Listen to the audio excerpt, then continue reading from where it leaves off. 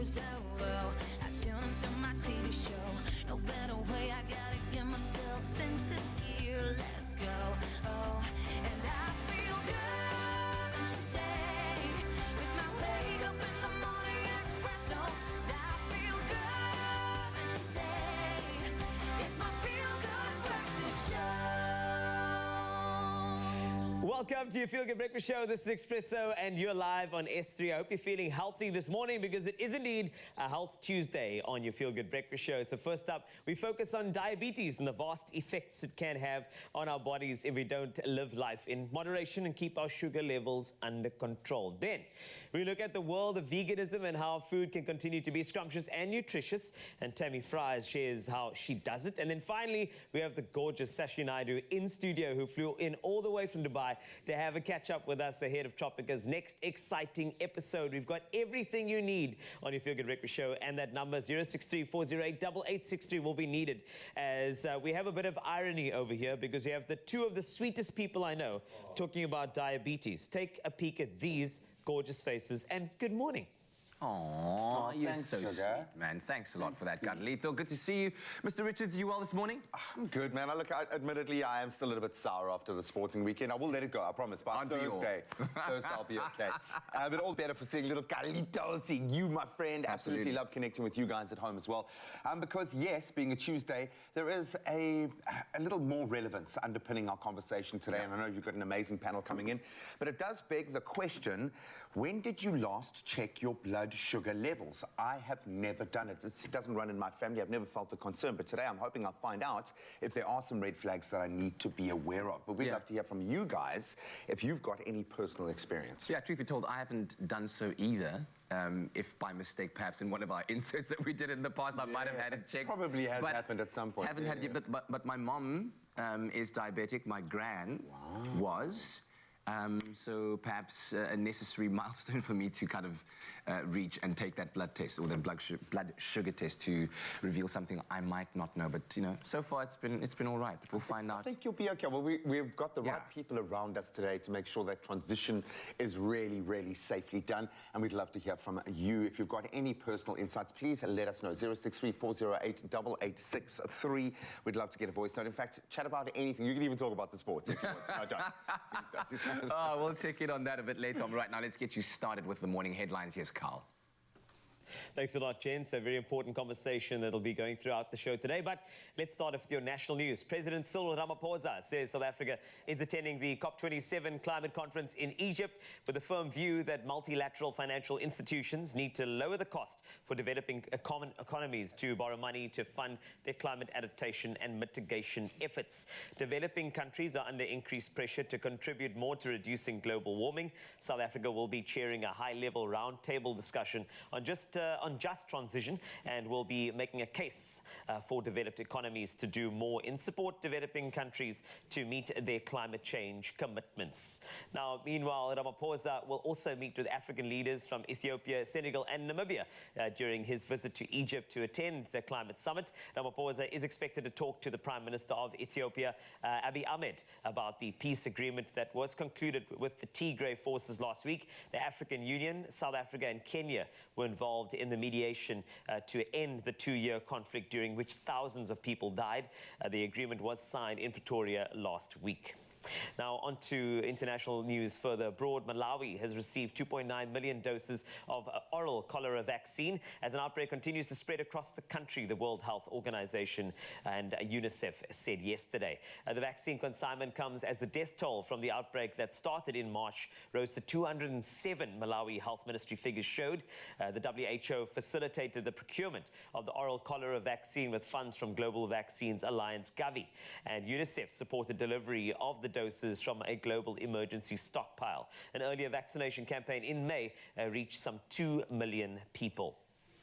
Now, French President Emmanuel Macron has told the COP27 climate summit the Ukraine war shouldn't change commitments on climate. Earlier, UN Chief Antonio Guterres warned world leaders gathered in Egypt that humanity must cooperate or perish. He said, and I quote, "We are on a highway to climate hell with our foot still on the accelerator." The UN says progress on cutting the emissions that cause global warming has been woefully inadequate since COP26 in Glasgow, Scotland last year.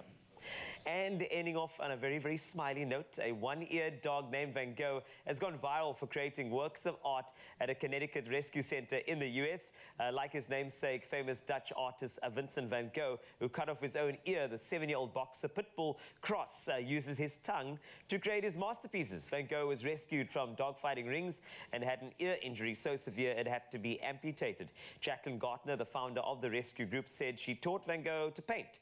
So his painting is him licking peanut butter, and while he's licking it, all the paint is smeared and doing the drawing. Van Gogh's paintings have gone viral online, leading to some 50 being sold for $40 each to benefit the rescue center. Van Gogh is now receiving adoption interest from all over the world, and who wouldn't want to adopt a famous painting dog? That's a wrap-up of your news for now. There's another update in 1 hour. Let's take a little peek at the sport. I hope that Graham has recovered from the weekend's action. Here it is.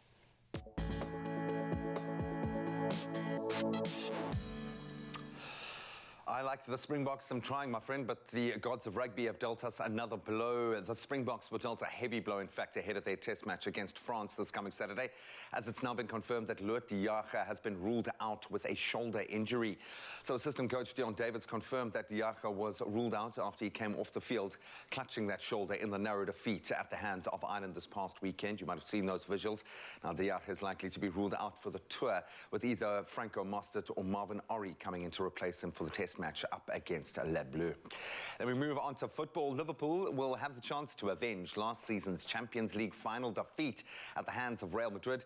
That's after they were drawn on Monday to face the holders again in the last 16.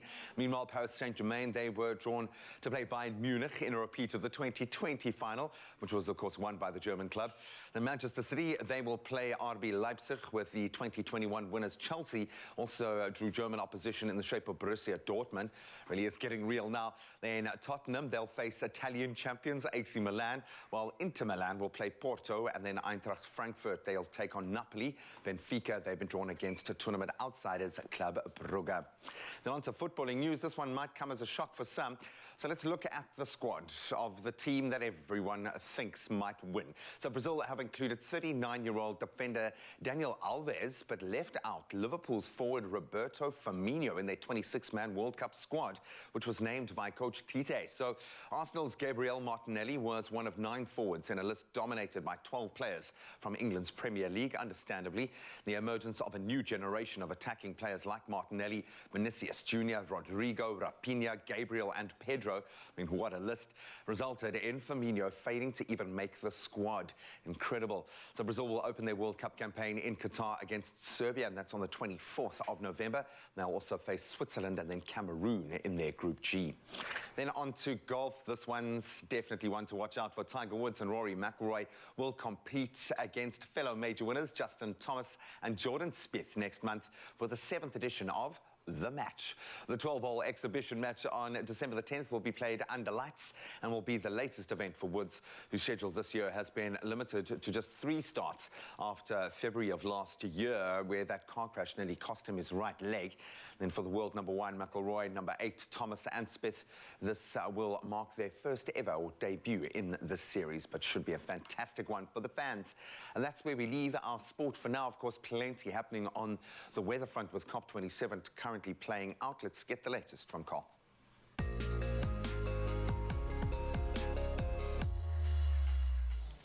Thanks a lot, G. Let's go back to COP27, as you mentioned, currently underway in Egypt. Many say while they hope world leaders will come up with lasting solutions, small changes made by ordinary citizens will also make a difference. The Northern Cape is one of the provinces predicted to be hardest hit by climate change, with already prolonged droughts and flooding in desert areas. Meanwhile, the SA Weather Service has issued several warnings for disruptive rain, leading to localized flooding. An orange level 6 warning is in place for disruptive rain over the Joe Kabi District Municipality, as well as Emalahleni, Sakasizwe and Mkobo local municipalities. An orange level 4 warning is in place for storms and damaging winds over parts of northwest and areas of the bushveld of Limpopo. A yellow level 2 warning has been issued for storms and strong winds expected over the Mpumalanga Highveld, areas of the Free State, as well as areas of Northwest Province. Now, from weather news, we take a first look at those sunrise views we love so much. First up, to start us off on this beautiful Tuesday morning, we have Owetu from Port Shepstone showing off a picture-perfect view of the ocean as the sun rises, bringing a beautiful reflection over the still water. Paige Marie out in Gqeberha, starting off with a brisk walk on the shoreline, watching the bright and bold sun rising up. Desiree shared this forest field view from her front garden of the trees blowing in the wind whilst enjoying the beautiful colours in Pietermaritzburg. And Pat sent this one in of the subtle hues gently lightening up the sky while enjoying a cappuccino out in KZN. And last but not least, we have one of our regulars, Gary Okamp, who captured this orange-filled view of the sun peeking over the ocean from out in the distance, reflecting over the water up onto the shoreline out in East London. Share your sunrise views, maybe even a video with us on 063-408-8863. We'd love to feature you in this weather report in weeks to come. But let's take a peek at the temperatures today. It looks like the north is full of that thunder and rain and lighting. Polokwane, let's start with you. 16 to 22 degrees Celsius, a 90% chance of rain today. Bombela, 17 rising to 24. Pretoria, you can expect a high of 22 from a low of 13. And then Joburg, 20 is your maximum from a minimum of 12 degrees Celsius. Let's go over to Mahikeng, 13 to 25. As mentioned, rain, thunder, 40% chance. Klerksdorp, same for you, an 87% chance of that type of weather, 13 to 23. Kimberley, snap, same maximum, 23 from low of 16. And then Bloemfontein, 12, rising steadily to 22 degrees Celsius, an 89% chance of rain for you. Richards Bay, good morning, 21 up to 27, 55% chance of rain and thunder. Pietermaritzburg, 97% chance of rain if it's not raining already. 21 is your high from a low of 15. Durban, you can expect 20 to 24, 98% chance of rain. Mtata, 14, rising to 20 degrees Celsius. East London, let's take a peek at your temperatures today. You wake up to 17 degrees Celsius and then you're up to 21. Craddock, you can expect 26, nice and warm, but there is a 60% chance of rain. 14 is the low. Gqeberha, excuse me, 17 to 22. George, 13 to 20 today. If you are going to be waking up, it's going to be beautifully 13 degrees, rising to 20. Of course, Cape Town, 14 up to 21. Worcester, 10 rising to 27 degrees Celsius. 5 is your minimum in Southern, very chilly, up to 23. And then Uppington, you've got 17 on the cards, rising to 29 degrees Celsius. That's a wrap up of your weather news, as well as your temperatures. And of course, for any type of weather, we need to know what to wear. And now you can help Kat. Absolutely. Ready, set, it's dress-up time. So listen, the festive season is around the corner and it's time to gear up for some smart events, all of those year-end functions as well. And of course, it's hashtag Tuesday. And I need you to help me choose between these two party looks. This is what the team has put together and they envision me partying like this. So option 1 is over here, a black slim fit jeans paired with a black skinny suit jacket and easy care black shirt for a smart and sophisticated look. And then option 2 over here to my far left, blue straight leg jeans styled with a contemporary striped blazer, but more of a pattern to it, if you will. And then, of course, easy care shirt for that chic kind of modern look. So which one of these do you think I should wear on the show today? Both looks styled with these derby shoes. That's going to be the complement to both of them. So let us know, is it option 1 or option 2? I'd love to hear from you. And of course, you can head over to our Expresso social media pages to vote for your favorite look. And of course, don't forget to also include hashtag Style by Woolies.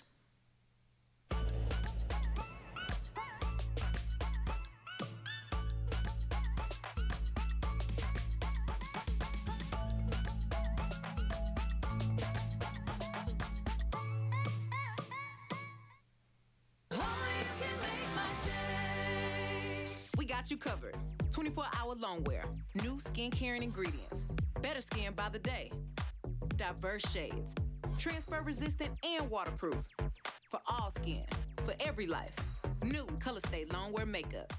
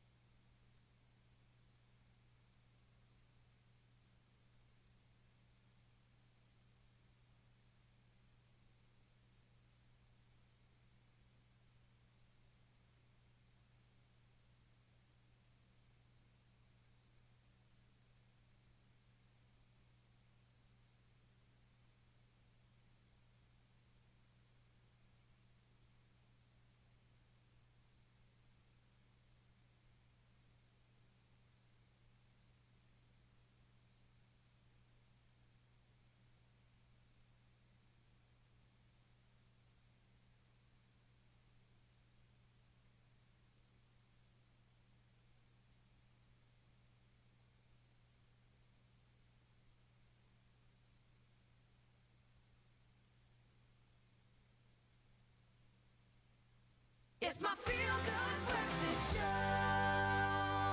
Welcome back to your Feel Good Breakfast Show, Expresso on S3, and thank you so much, as always, for joining us at the start of a brand new day. Now, World Diabetes Day will be observed next week, Monday, on the 14th of November, and ahead of the Awareness Day, we are shining the light on diabetes and the effects that it has. Now, did you know that over 500 million adults worldwide are living with diabetes, while 1 in 9 adults in South Africa are living with the condition?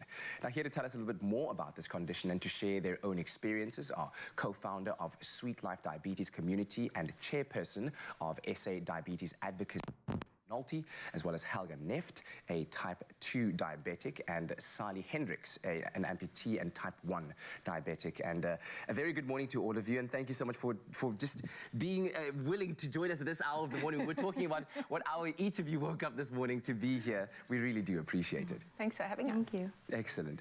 Let's begin first, Bridget, by understanding what diabetes is and perhaps defining it, and then breaking it down to helping us understand what is happening in the body during that time, well, when you are suffering from the condition, diabetes. So I'm going to stop you there because we never say suffering from Okay, diabetes. all right. I like that you call it condition, Yes. not disease. Okay, good. Because that's the other one. So we're living with diabetes, right? Living You with. can see none of us are we go. suffering.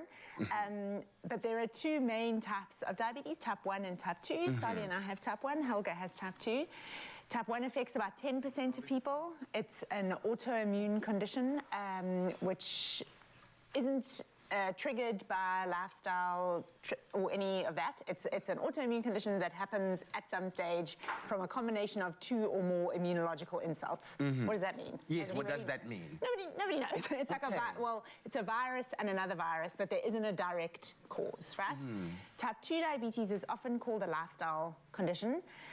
I have some issues with that because I think that places the blame for developing type 2 on the person, which is not helpful. There's a strong hereditary element to type 2, and then it can be triggered by lifestyle, which is things like eating the wrong kind of food, carrying extra weight, and being sedentary, not moving enough. And that affects 90% of people. The terrifying thing in South Africa is that 1 in 2 people with type 2 diabetes is undiagnosed. So half of the people with type 2 diabetes don't know they have it, and so it's impossible to manage. And it is a very manageable condition. Type 1 is also a manageable condition, but only if you know you have it. Yes. Helga, tell us a bit more about when you were diagnosed with diabetes and how your life has changed since then. Yeah, thanks. I was initially diagnosed when I fell pregnant. So there's actually a third form of diabetes called gestational diabetes. And generally, that is diagnosed between the 24th and your 28th week of pregnancy. And I was much... I suppose, larger than most pregnant women. And when I went for my gynae visit, she said, you know, I think we need to have you tested. And off I went for something called a glucose tolerance test, where they give you a jug of glucose, which is unpleasant. And they basically test your blood sugar level with a quick testing tolerance test, and that's how I first discovered I had diabetes. The interesting thing is with gestational diabetes, it can dissipate as soon as you give birth, and that's it. So it can dissipate totally, and you cannot have diabetes again, or you can be quite statistical, and they say within a 5-year period, you can end up being diagnosed with full-blown diabetes. And I'm a statistic, and so within literally 5 years from the time of having gestational diabetes to being diagnosed with type 2. Yes. So I've been a diabetic for more than 10 years. My son's now 15 years old, turning 16. And so, yeah, well, I suppose more than 16 years if I don't count the lapse of period. Yes, yes. And so, yeah, that is how my diagnosis happened, yeah. And Sally, tell us about your experience. Well, mine started at the age of 12. And it was actually diagnosed with, which they call diabetes insipidus. Insipidus? Yeah, not mellitus, insipidus. And that is actually when your body actually loses a lot of fluid. And due to that, it was actually, my kidneys got affected. So between the ages of 12 and 17, I was actually treated with, which they call it's treated not with insulin, it's treated with hormone tablets, okay? So at the age of 17, going to the lecture theatre at college, I blacked out. And when I woke up, I was in hospital. And, but while I was actually, which they call a semi-coma, and when I woke up, the doctor was in front of me and he said, Mr. Hendricks, you've got type 1. Mellitus. You're not insipidus anymore, you know. And it was life-changing for me at that moment because I come from a diabetic family. Okay, yeah. Mother, father, you name them, all type 2. And then I was the only type 1. Yeah, yeah. And 40 years through, and 2020, out of COVID, I had an infection in my legs, but my right leg was actually the worst one off. And I had a bypass so that they could actually get the blood flow down. Yes. Well, that didn't work. It was 2.5 weeks later. They actually did the second operation, the stents implants. That didn't work after 3 weeks. And in the month of October, the 19th, they had to amputate my leg. Yeah. But I made the decision on, when they did the ultrasound, I asked them, where is the blood flow the best? And when they said it's actually above my knee, so I told them to amputate above my knee. You know, because they wanted to do below the knee. You are absolutely... And I just thought to myself, let's go with the safest way. Yeah, and you are absolutely incredible and so brave for sharing your story, and we really do appreciate that, and I hope that it'll inspire so many out there watching to, you know, have that awareness about exactly what we're talking about right now, and we're going to how to get tested, where to get tested, and what to do when you find out the results of those tests. Of course, please share your stories with us. We would love 88863. We are creating awareness.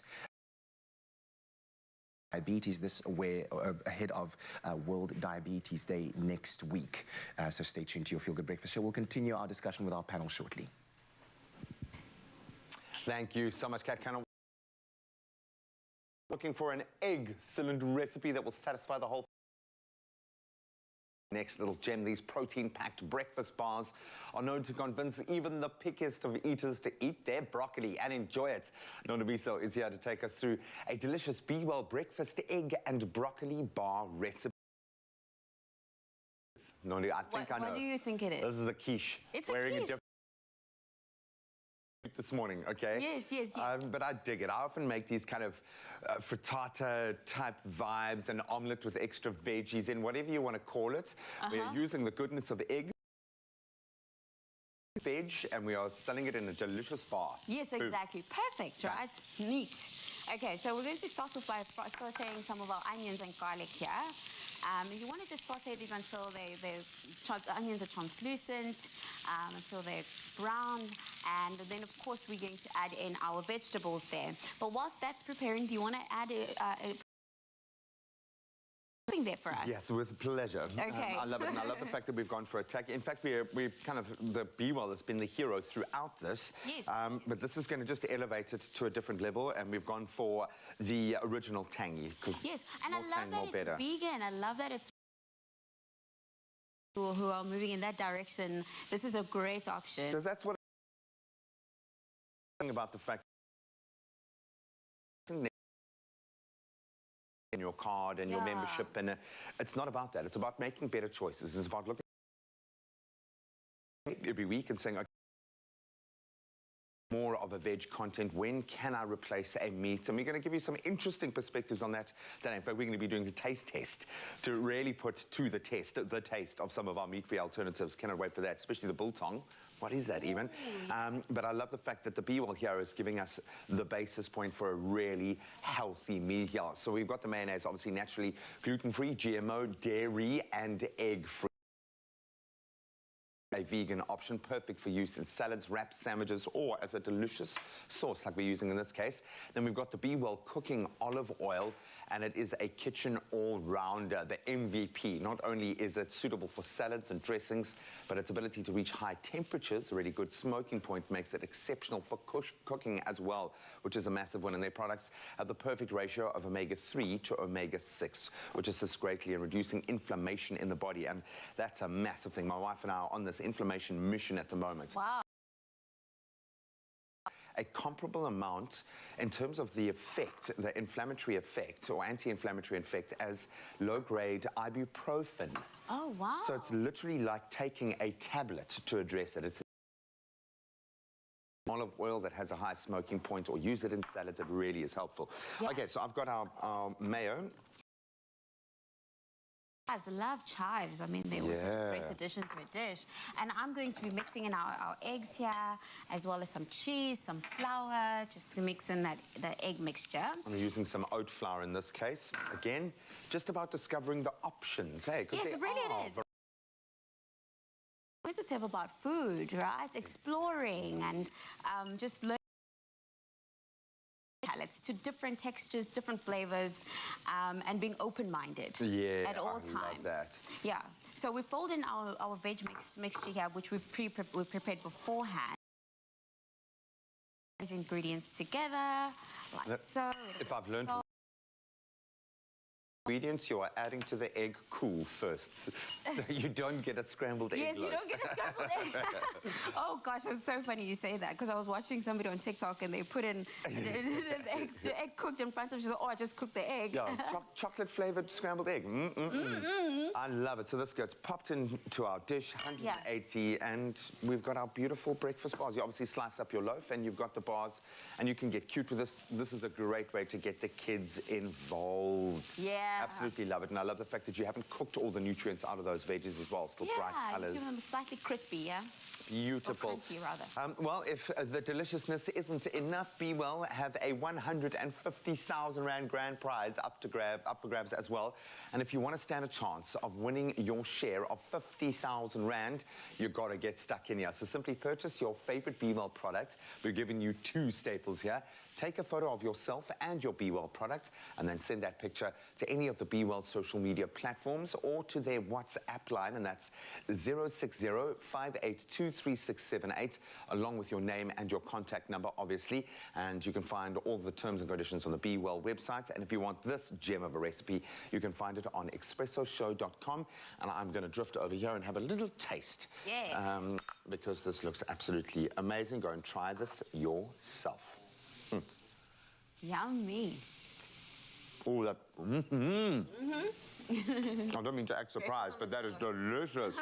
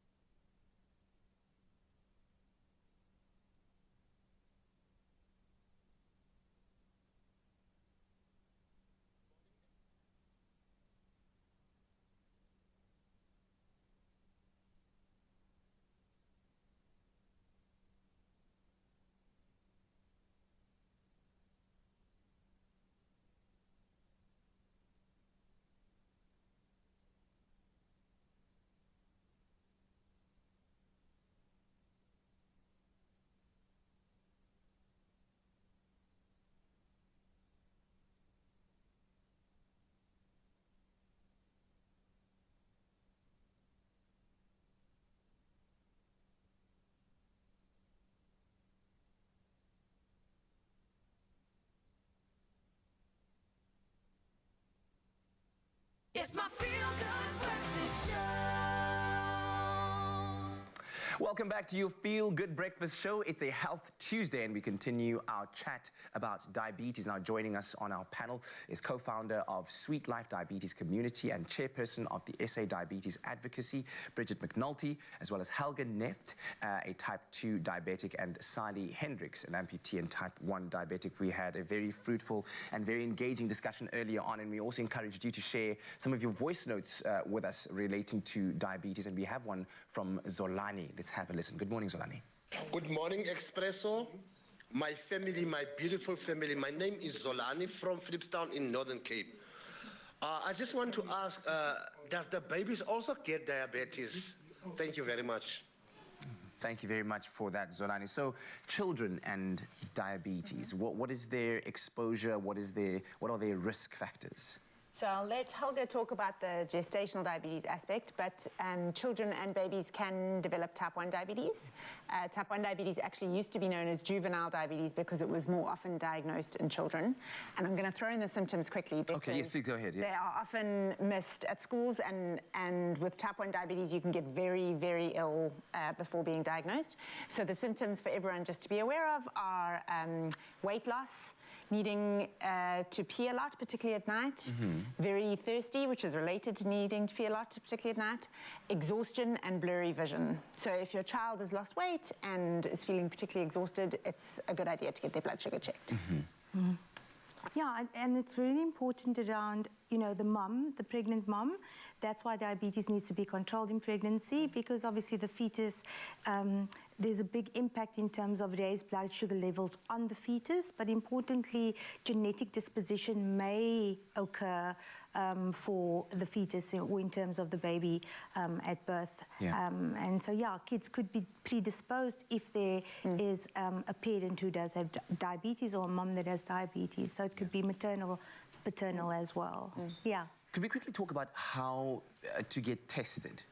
Where does one go? When should you get tested? Is it one of those kind of yearly checkups? It should be. Okay. Yes. So we should be getting tested every single year just to check where you are, to know your numbers. And it's so easy. It's a how does it happen? It's a simple finger stick blood test. It takes less than 5 Your minutes. GP, or do you go to the local You can pharmacy? go, Clicks Clinic offers them for free during November because it's National Diabetes Month, or any clinic or pharmacy. I could literally go today. You could go today. I think it costs like 30 Rand. Okay, it great. tastes less than 5 minutes. They prick your finger, squeeze out a drop of blood and put it on a glucometer, and then that number will tell you either if your blood sugar is in the normal range, if it's a little high, which means you could be in the pre-diabetes range. Scary statistic, 2 in 3 South Africans are in the pre-diabetes range and don't know it. So at that stage, you're at risk of developing type 2 diabetes, but if you change your lifestyle, change the way you eat, exercise a little more, lose weight if you need to, you can turn it around. Or it will if your blood sugar is high, then they'll send you to a doctor for a proper diagnosis, but it really is, it's so easy. Yeah. Everyone should be doing it just as a matter of course. Yeah. Sally, you were talking earlier on about, what you have done in your own personal circumstances to improve your health in making sure that you move, you understand your body, and how much of an important factor has that been to you? After my amputation, it was actually the most important factor in my life, because what a diabetic actually puts in, okay, they have to use it. Yes. The insulin can't actually do everything. Okay, so movement is important for a diabetic. And with Bridget and Helga actually speaking about the junior diabetes, while laying in hospital, I asked a lot of questions, and the doctor actually said that I could have actually been a diabetic because there's lots of misdiagnosis, lots, okay? So he just said to me, you could have been a diabetic before. Like he said, 2 to 3 years before. Yes. You're 17, your age of 17. So for me, it was actually because I didn't know anything about, which is, say, type 1 diabetes. I grew up with type 2, and it was just something, it was a new journey for me. And being a child, it is something hard to actually emotionally, it's hard to cope with, because there is no, or there was no how can I say, literature out there. You know, your nurse will come to you, your doctor will come to you. They will give it verbally. You know, don't eat this, eat that. Right, don't eat, right. You know, and take your meds on time and things. But And in that state of moment as well, it doesn't there we go. Anyway, yeah. And when they did the tests, in fact, after they diagnosed me with everything, I had to go back after 2 months, which they did some other tests. And then they said that I actually inherited a weak pancreas. Oh, gosh.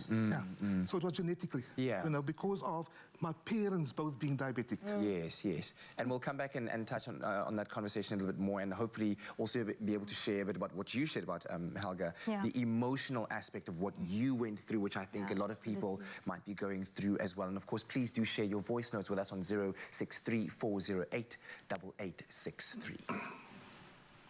So on the topic of health, let's turn our attention to our healthcare professionals. Now, pharmacists are not only brave, but they inspire hope within our community. Pharmacy of the Week is a short feature acknowledging our incredible pharmacists. This is our way to say thank you to these brave healthcare workers. Proudly brought to you by Adcock Ingram OTC, sponsors of Brave. Let's look at this week's Pharmacy of the Week. It's Emba Pharmacy in Imbalenhle. Our pharmacies are on the front line of healthcare. This is Pharmacy of the Week. I'm a community pharmacist in the area. Being a pharmacist and helping out the health of people is just part of the calling. Working with people and being able to service the community and helping them and their health and their lifestyles. Access to medication is very important, especially in a third world country where the access to basic human rights is a rarity on its own. Pharmacists serve that first step where people have easy access to primary health care and with a higher frequency than what you can to get to a doctor or any of the healthcare professions. Being brave to me means staring adversity face on and taking it on regardless of the odds, regardless of your own personal circumstances, but being able to stand up and stand tall in any situation.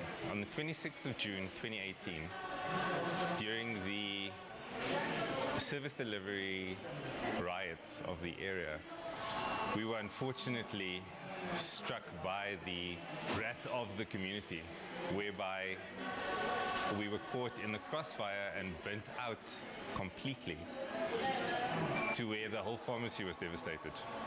It took us 11 months just to get back to a building site where we were able to restart the pharmacy from scratch. There are certain companies in the market that were able to stand alongside us during our struggle and being able to walk with us the journey of overcoming our own odds. And we'd like to thank Adcock for that opportunity that they walked along with us. Pharmacy of the Week, proudly brought to you by Adcock Ingram OTC, sponsors of Brave. Inspiring communities, one pharmacy at a time. Good times is what life is all about. But sometimes heartburn, indigestion, acid reflux and UTIs can really put a dampener on our days. This summer, make sure you have citrus soda as your good health companion, relieving you of all heartburn, indigestion and UTI symptoms. Let's get back to feeling good. Citrus soda brought to you by Adcock Ingram OTC, sponsors of Brave. What a great story from Paul, and going through all that adversity and still serving. That is why we love this. So thank you to all of our local pharmacies doing amazing things for their community. We appreciate you.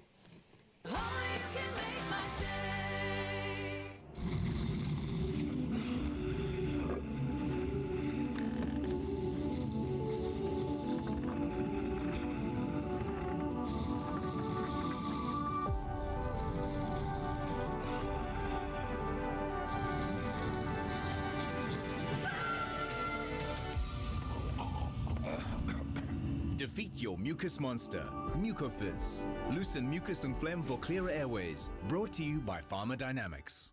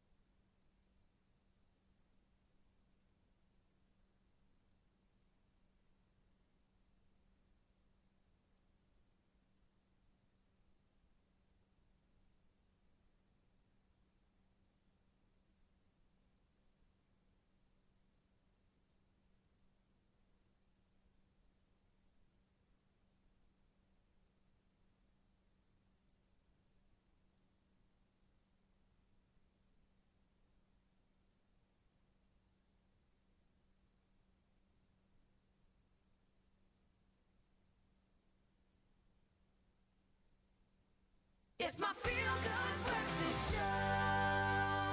Welcome back to your Feel Good Breakfast Show. On this Tuesday morning, we continue our discussion surrounding diabetes. Now, the theme of World Diabetes Day, this 14th of November, is access to diabetes care.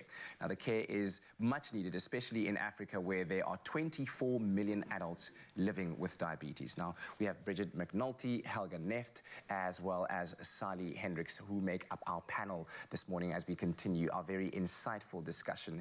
And I want to just briefly pause on what you mentioned earlier on, Helga, about the time that it took you to, I guess, admit to yourself and then to others, namely your family, friends, and everyone around you, that you actually were diabetic, and why it was so heavy for you as a burden to carry and so emotional. Yeah, I think, if I needed to maybe step back a little bit, and, being a first-time mum and receiving a diagnosis of diabetes, as you can imagine, it was super emotional. And so although I was the fittest, closest to what was considered as my best weight at the time, a healthy, positive mindset, and you basically have Hiroshima being dropped on you at the time. And so the choice was, well, we're actually going to manage this.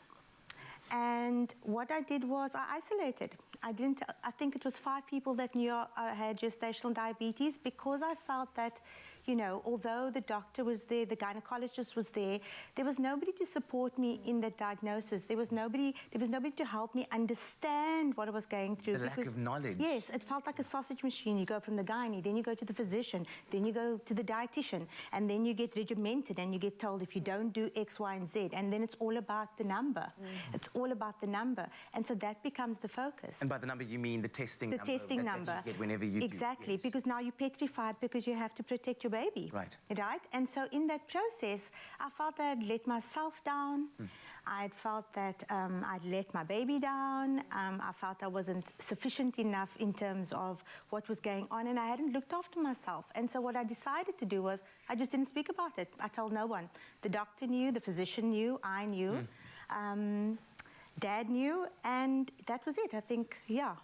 And the dietitian, 5 people, that lasted, and I went through the pregnancy, and I had a healthy baby boy, but I just decided not to speak about it. In fact, I didn't even tell anybody really post the pregnancy. Yes. Maybe 1 or 2, but literally nobody. And the next time I actually spoke about diabetes, I didn't even speak about it when I was diagnosed the second time.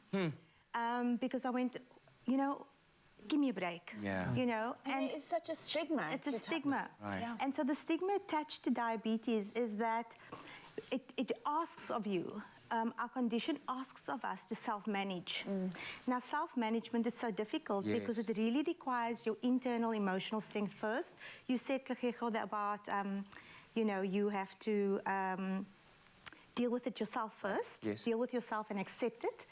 And so if you can't get past acceptance, you're unable to then progress through a path of healing, a path of being able, of acceptance, of empowerment, of being able to live with your condition in a positive way. Yes. And I think that is so crucial in terms of support and how we get support, and community, and building community. So supporting community is really important in managing a condition like diabetes. And so, fast forward 2017, I got asked to speak at National Diabetes Awareness Day by my physician, begged me, literally.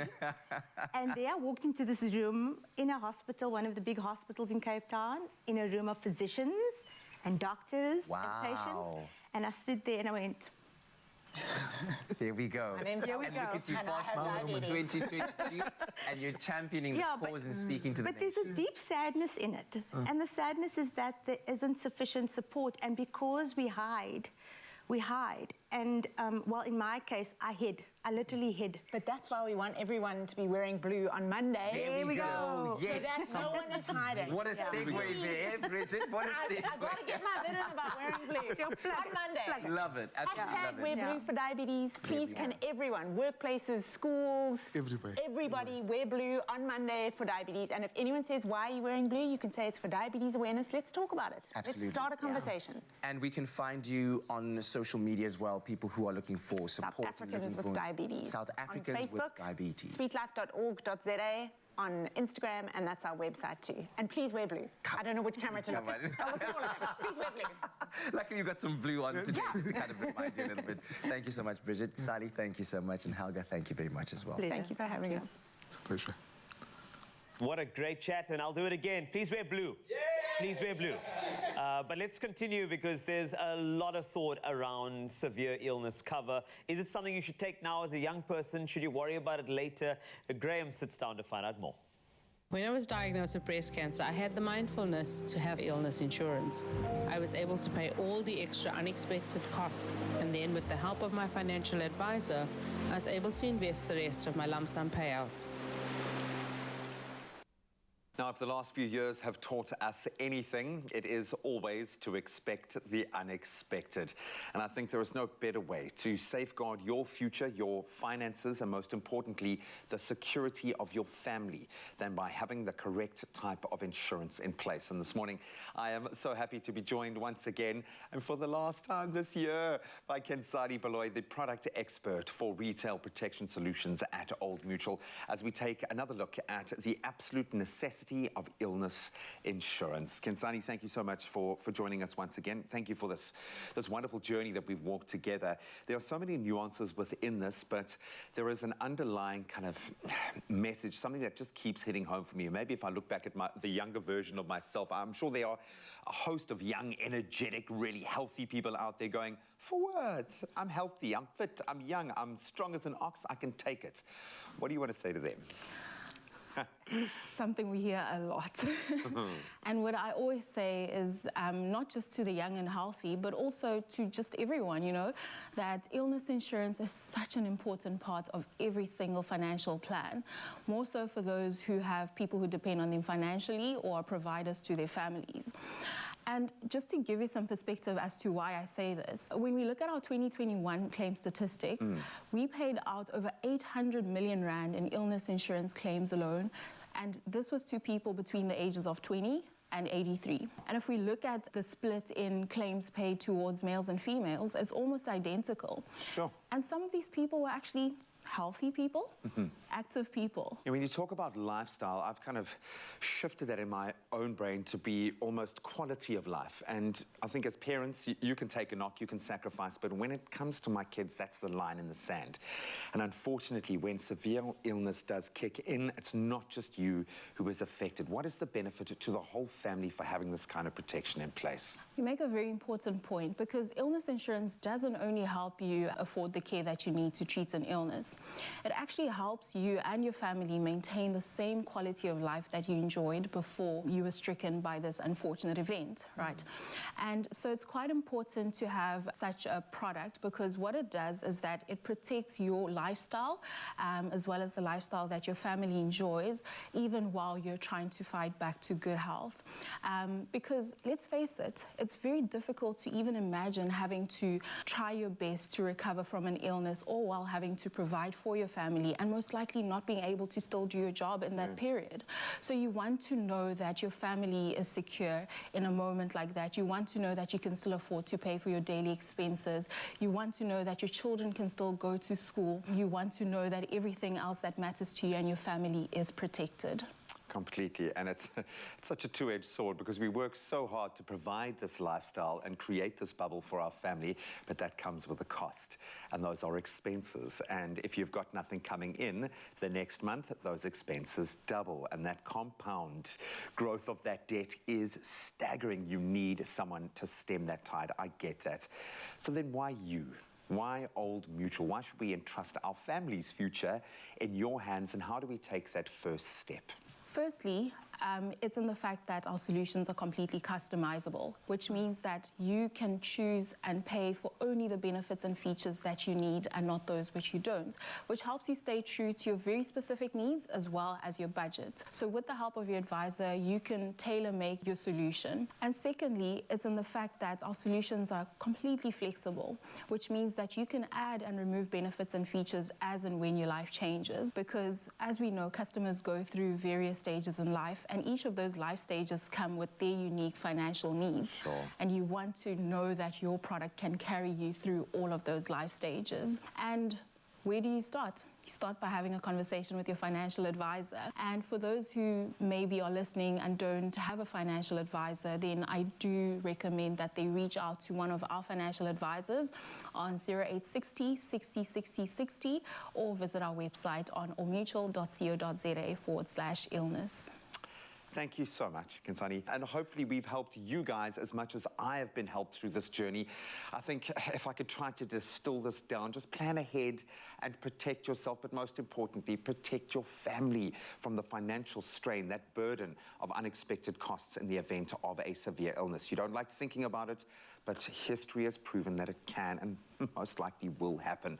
To find out more about Old Mutual's illness insurance bouquet, if you will, speak to your financial advisor. And if you'd like a financial advisor to contact you, they're available on tap. Just call 08 60 60 60 60, or you can simply visit them online at oldmutual.co.za/illness. But just get that conversation started, please. When I was diagnosed with cancer at 32, thankfully I had illness insurance from Old Mutual. I was able to pay all the extra unexpected costs, and then, with the help of my financial advisor, I was able to invest the rest of my lump sum payout. I didn't expect this to happen to me, but the insurance has been a great relief.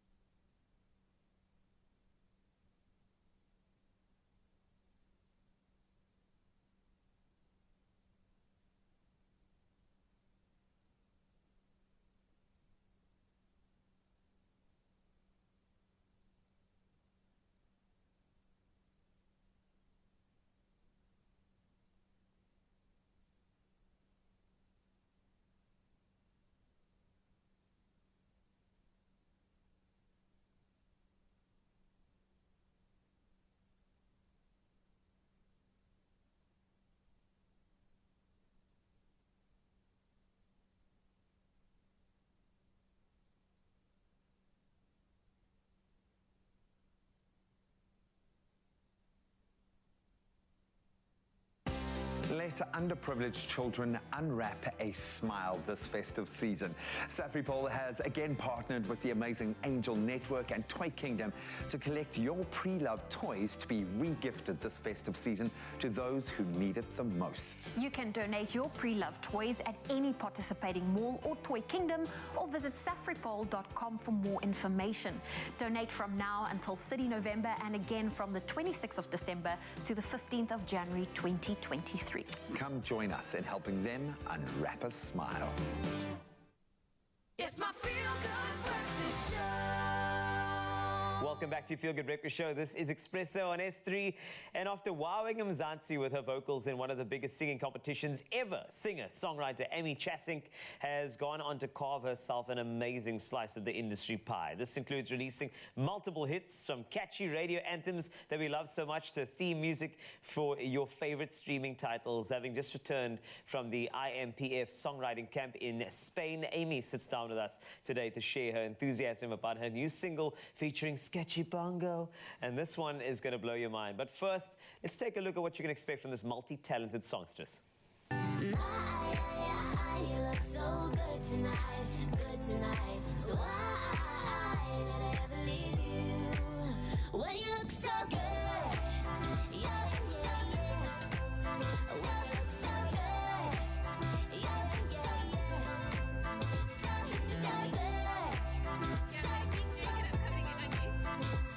So good.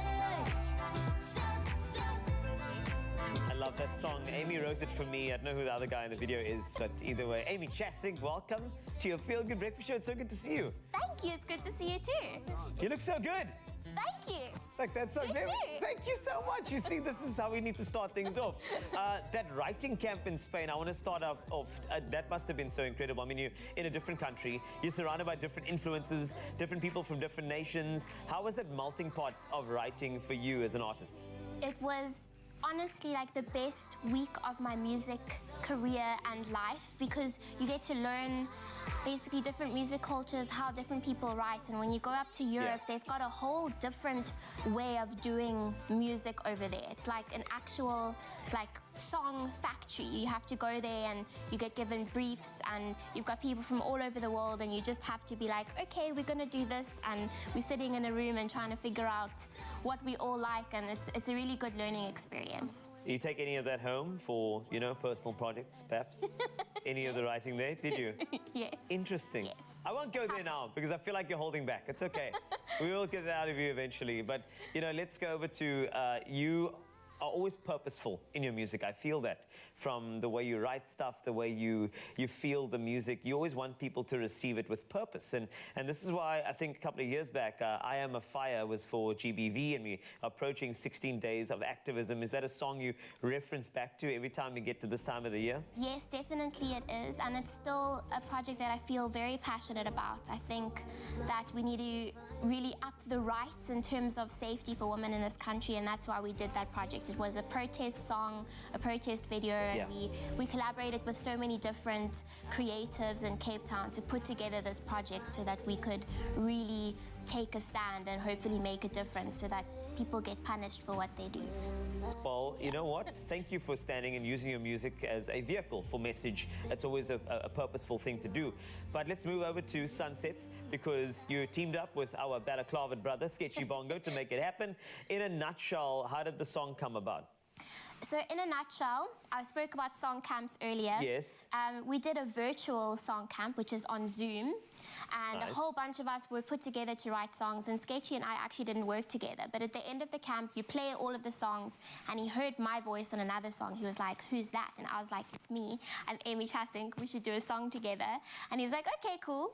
And then we started chatting on WhatsApp, and I sent him some ideas. He's like, love that, let's go with this. And then we worked over WhatsApp and Zoom, and we built this song, and now it's here, and we're so excited. And it's a great song as well. I mean, it's already doing its rounds in several charts all over the country, and I think you're going to hear it today with a Sketchy Bongo and Amy Chassin collaboration. You know it's going to be so good, as well as some other beats. So, Amy, I hope that you're ready for the Feel Good Breakfast Show today. You are, right? I'm always ready, every day morning. Love it. So you better be ready too. So stick around for that as we take a peek at the news from around the world. Kat is standing by.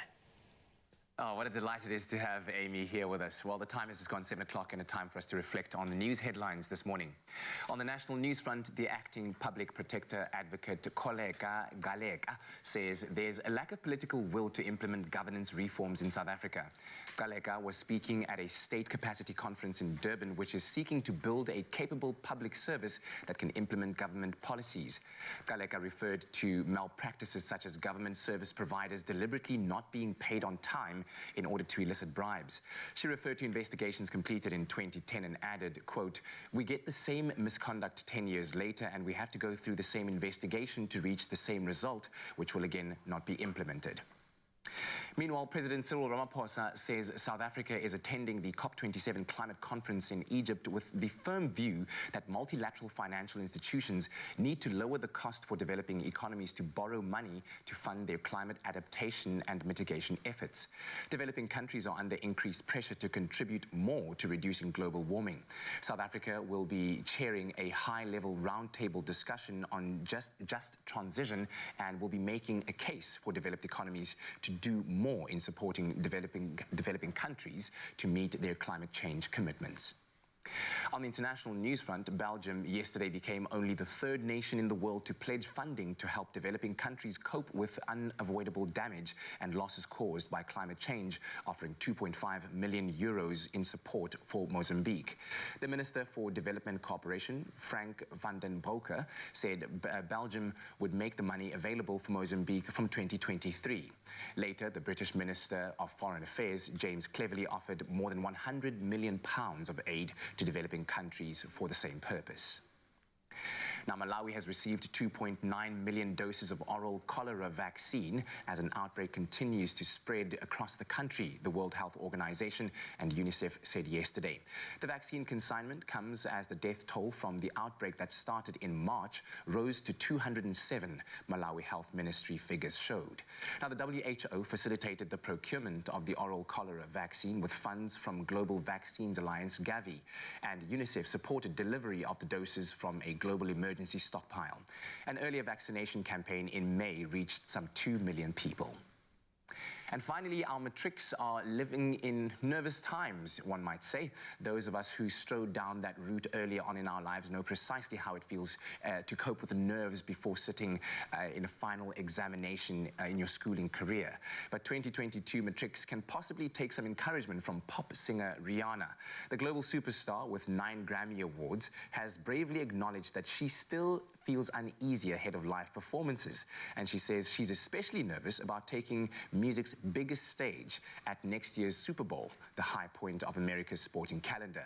Barbados-born Rihanna said she really had to think when she was asked to headline the Super Bowl halftime show in February of 2023 in front of a global TV audience of millions. And she said, quote, "It's going to be the biggest thing I've ever done in my entire career, and I'm nervous." So matrix, do take courage. If Riri says that, then you're all good. Well, that's it for the news at 7 o'clock. We'll take another look at 8 right now. Here's another quick look at what's happening in the world of sport.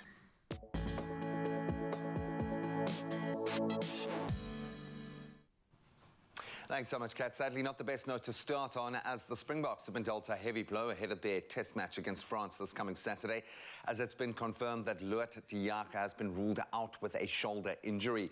So assistant coach Dion Davids confirmed that Diaka was ruled out after he came off the field clutching that shoulder in their narrow defeat at the hands of Ireland this last weekend.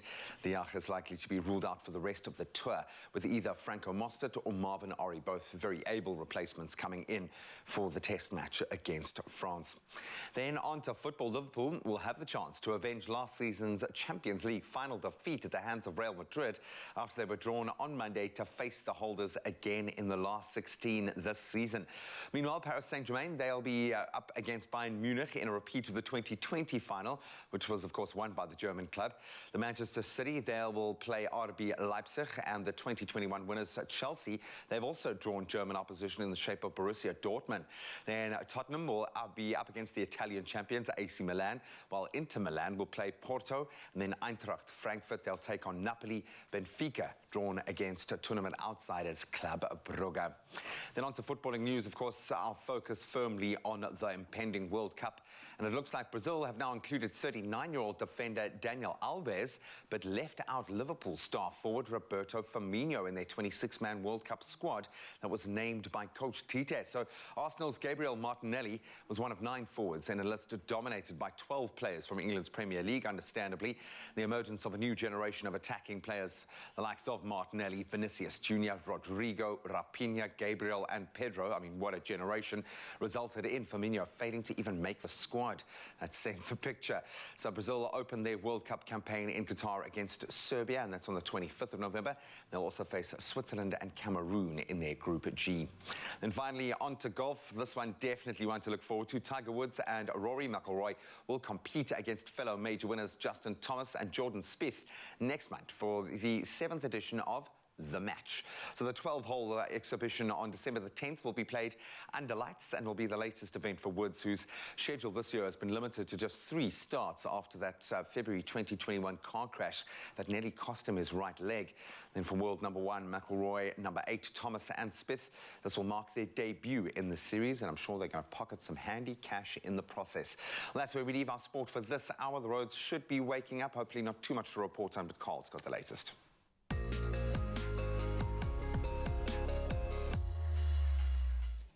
Thanks a lot, G. Let's start off with your traffic. If you are still heading to work, here are some things to note. In Centurion, Johannesburg, there's been a multi-vehicle accident on the N1 northbound after John Forster Drive. The right lane is closed, so please drive carefully in that area. Heading down to Western Cape, Cape Town, there's roadworks on the N1 outbound at Marine Drive. The right lane is closed, so please approach that area with caution. And then the N4 route on Mpumalanga, there is a protest action on the N4 route west of Imalahleni. This route is closed along with other other local routes, which has also been blocked. Please use an alternative route if you can indeed find one this morning. That wraps up your traffic. Let's take a peek at your weather.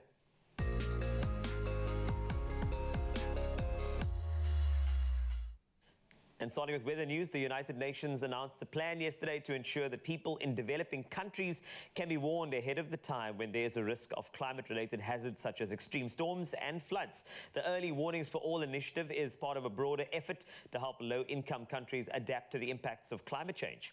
About half the world isn't covered by multi-hazard early warning systems. Coverage is worst in developing countries, which have been hit hardest by effects of global warming. Vulnerable communities in climate hotspots are being blindsided by cascading climate disasters without any means of prior alert. UN Secretary General Antonio Guterres said at COP27. He also added, and I quote, people in Africa, South Asia, South and Central America, and the inhabitants of small island states are 15 times more likely to die from climate disasters. These disasters displace 3 times more people than war, and the situation is getting worse. Now, moving on from climate change, we head on over to take another look at those sunrise views of yours. We love these. Now, first up is Beverly from Kimberley, snapping up this view whilst heading out to work, showing off a beautiful horizon with bold orange hues. Rumba Govinda from Phoenix, KZN, sent in this blast of light beaming through the clouds. Sandy out in Durban captured this view from the top of her apartment overlooking the beach with glorious reflections over the ocean. And last up, we had this stunning video sent in from Verity Barnes, showing off magical pink hues and fluffy clouds moving fast in the sky out in the Riebeek West. Thank you so much for those. Keep it coming. The number 063-408-8863 is where we like to receive them. Please let us know exactly where your sunrise is so we can feature you on your Feel Good Breakfast Show as we take a peek at the temperatures you can expect across the country. In the north, it looks quite rainy and thundery, but let's get into it. Polokwane, starting off, 16 is how you start your day, 22 is the high. You've got some rain, about a 90% chance. Bombela, 17 up to 24 degrees Celsius, a 62% chance of rain. Pretoria, it is indeed raining on your side, 22 the high from a low of 13. And Johannesburg, 12, you jump up to 20 later, 100% chance of rain if it's not raining already. Mahikeng, 13 to 25, some thunder showers, a 40% chance. Klerksdorp, 23 is your max from a low of 13, 87% chance of thunder showers for you. Kimberley, 16 up to 23, some rain expected. Bloemfontein, you can expect 12, and then you jump to 22 this afternoon, an 89% chance of rain for you. Richards Bay, 21 to 27, thunder showers, around a 55% chance. Pietermaritzburg, 15 to 21, definitely some rain coming your way, as will Durban. Expect some rain today, 98% chance, 20 to 24. Mthatha, 14 to 20 today with a 99% chance of rain, so it probably is drizzling on your side already. East London, 17 is what you can expect, 21 is your high. 84% chance of rain for you. At Craddock, you've got 14 on the cards as you rise this morning, 26 a tad later. Aberga, you've got 17 to 22. George, 13, you rise to 20. A minimum of 14 can be expected in the mother city, Cape Town. 21 is the maximum. Worcester, 10 to 27. Sutherland, just 5 this morning, but you're up to 23 later. And then Uppington, 17, rising to 29 degrees Celsius. And that's a wrap-up of the weather for now. Another update in about 1 hour. But of course, you've had an opportunity to give Kat a good look. Let's find out what you chose. Indeed. So a little bit earlier on the show, Catman asked you to help him choose between 2 party looks for today's show because it is the party season, man. So option 1 was a black slim fit jean paired with black skinny suit jackets. Bit of a flared collar there, black on black. Nice. Option 2, blue straight leg jeans styled with a contemporary kind of nice patterned blazer. I liked that one, but both really cool. Let's see what you guys had to say and who's getting the vote. Delilah saying right, grey with denim. Good morning. Aisha saying option 2, it is styled by Woolies. Ruth Davids, the regular, definitely option 2. Thank you, Ruthie. Katlecho Komane, his namesake, saying a very good rainy morning, family. I'm back and I've missed you all. Kat must definitely go with option 2. Have a blessed Tuesday with lots of love. You too. Thank you, Katlecho, for that one. Kelly Mangaba saying I think option 2 would fit him. Hopefully, at the very least, it'll fit him. Linda Tolo saying, good morning, special team. Definitely love option 2. We've got a very clear winner here.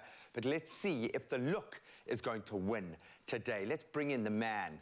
Well, you know, Mr. Richards, when you are here to serve, you serve the people. what they want. Option 2, you have chosen it. Option 2 is what you get. Leader. You are a leader. I feel like that's great, you were saying it looks like money. It looks like money, yo. You know what Carl said to me? You guys, I'd buy Forex from you. I would, eh? I would. I'd drop a little Bitcoin.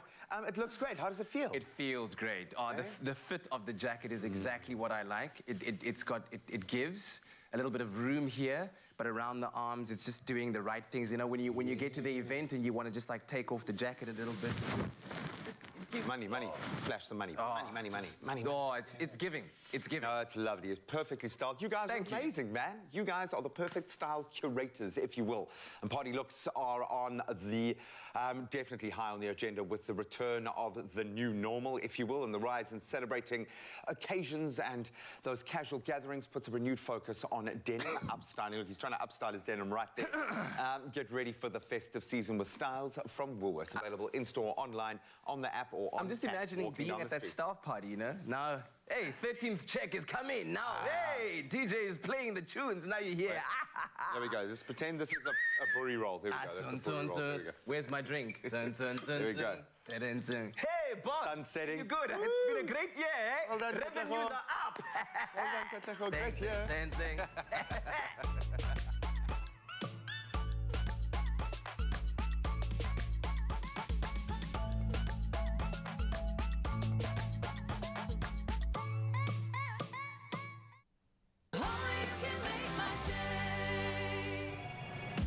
Revlon Color Stay Matte like crayon. Play it up. Bold matte color goes on as easy as a crayon. Feels barely there. Super soft, 12 rocket poppin' shades. New Revlon Color Stay Matte like crayon. Wanna play?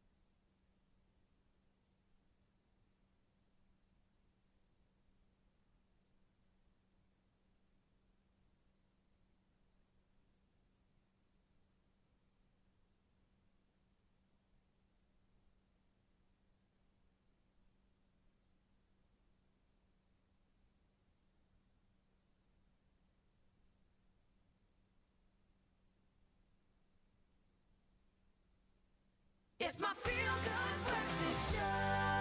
November marks Vegan Month, where we shine a light on the vegan movement all over the world, and it is a movement right now. The vegan movement does not only benefit animals, but the environment and humans as well. And we've invited director at Fry's, Tammy Fry, to discuss what Vegan Month actually entails and hopefully help you take the first few steps if you haven't joined us on this meat-free journey that we've been on. Tammy, good to see you again. How are you? I'm great, thanks. Thanks for having me on the show again.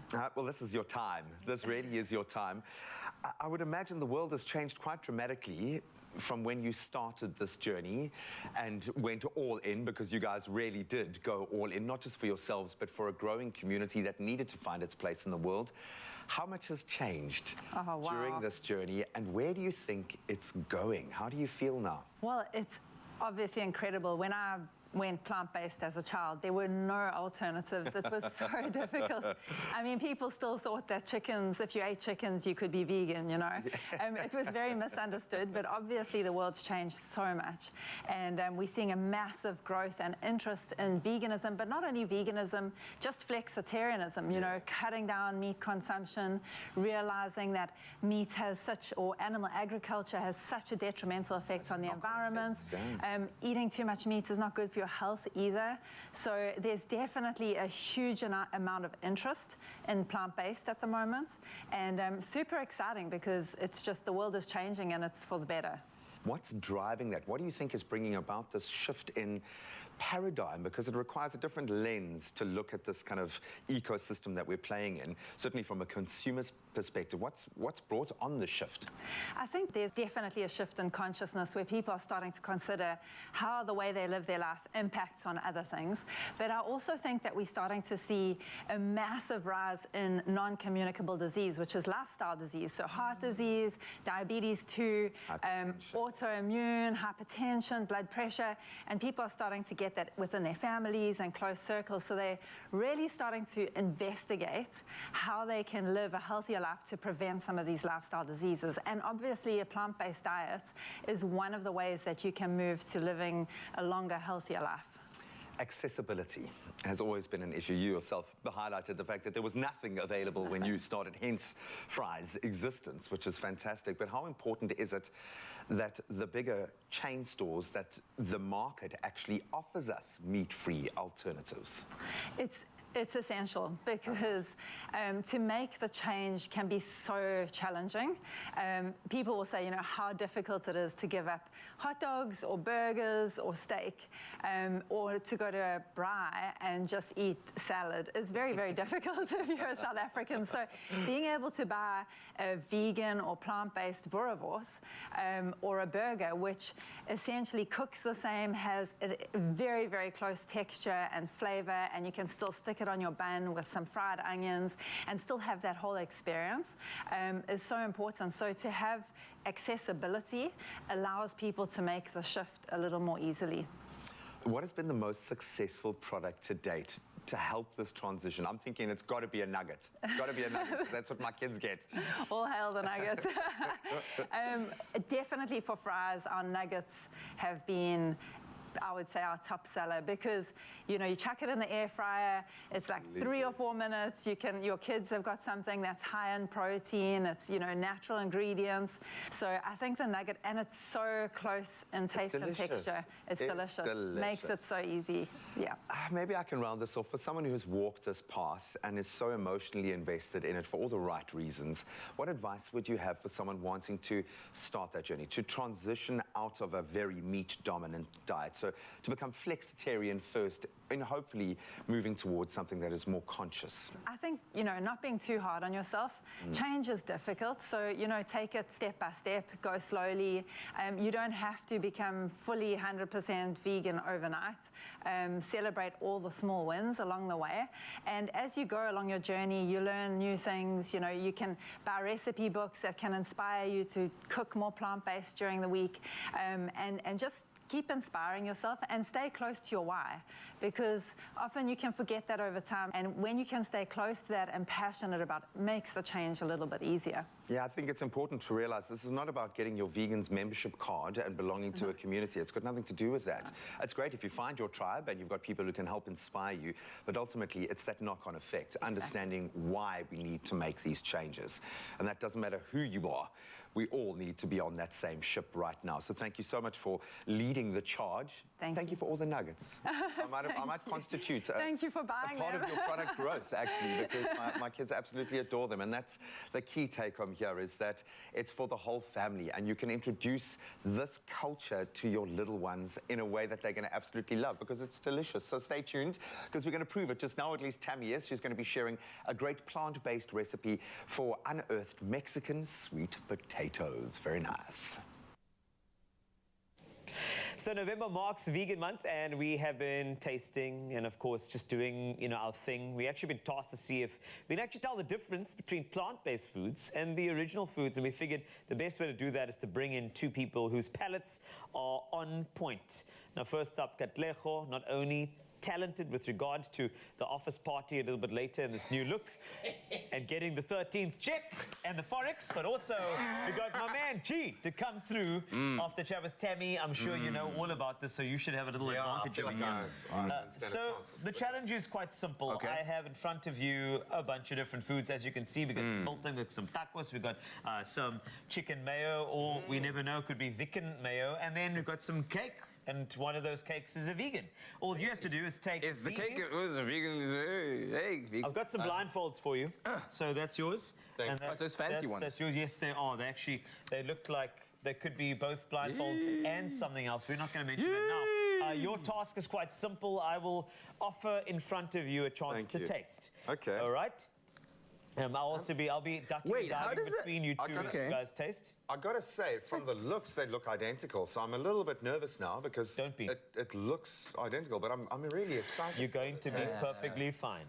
Now, first and foremost, I want to try. We're going to do biltong first. Okay. Okay. Is it biltong? And is it biltong? That is the question. All right. So, I want you to take just a little piece of that. So just there we go. Okay. There we go. Right, that's yours. And this is an easy one. And then that's yours there. Can you just grab a piece there? Easy. I mean, grab a little piece, and I want you to give it a taste, and you tell me. Okay. If that is indeed beef or is it vegan biltong? Talk to me. No, this is straight up. This is the. Is that the beef stuff? Is that the beef stuff? Yeah. Beef stuff. What do you think, Greg? Must be surely beef. Yeah. Okay. Yeah. Cool. Surely beef. Thank you so much. Both of you are incorrect. That is indeed vegan biltong. Get out. No way. Yes ways. Get out of here. Is that true? What? And I love the fact that Are you having me now? No, I promise you. That is it. That is the vegan biltong. It's the texture, guy. Really? Insane. And you get a variety of different sort of constituents to it. Sometimes they make it with mushrooms. Sometimes they make it with. Wait. So what is this made of? This is a vegan one. This particular one over here, if I can just take a. This has got to be shiitake mushroom. Thank you. What? I don't know.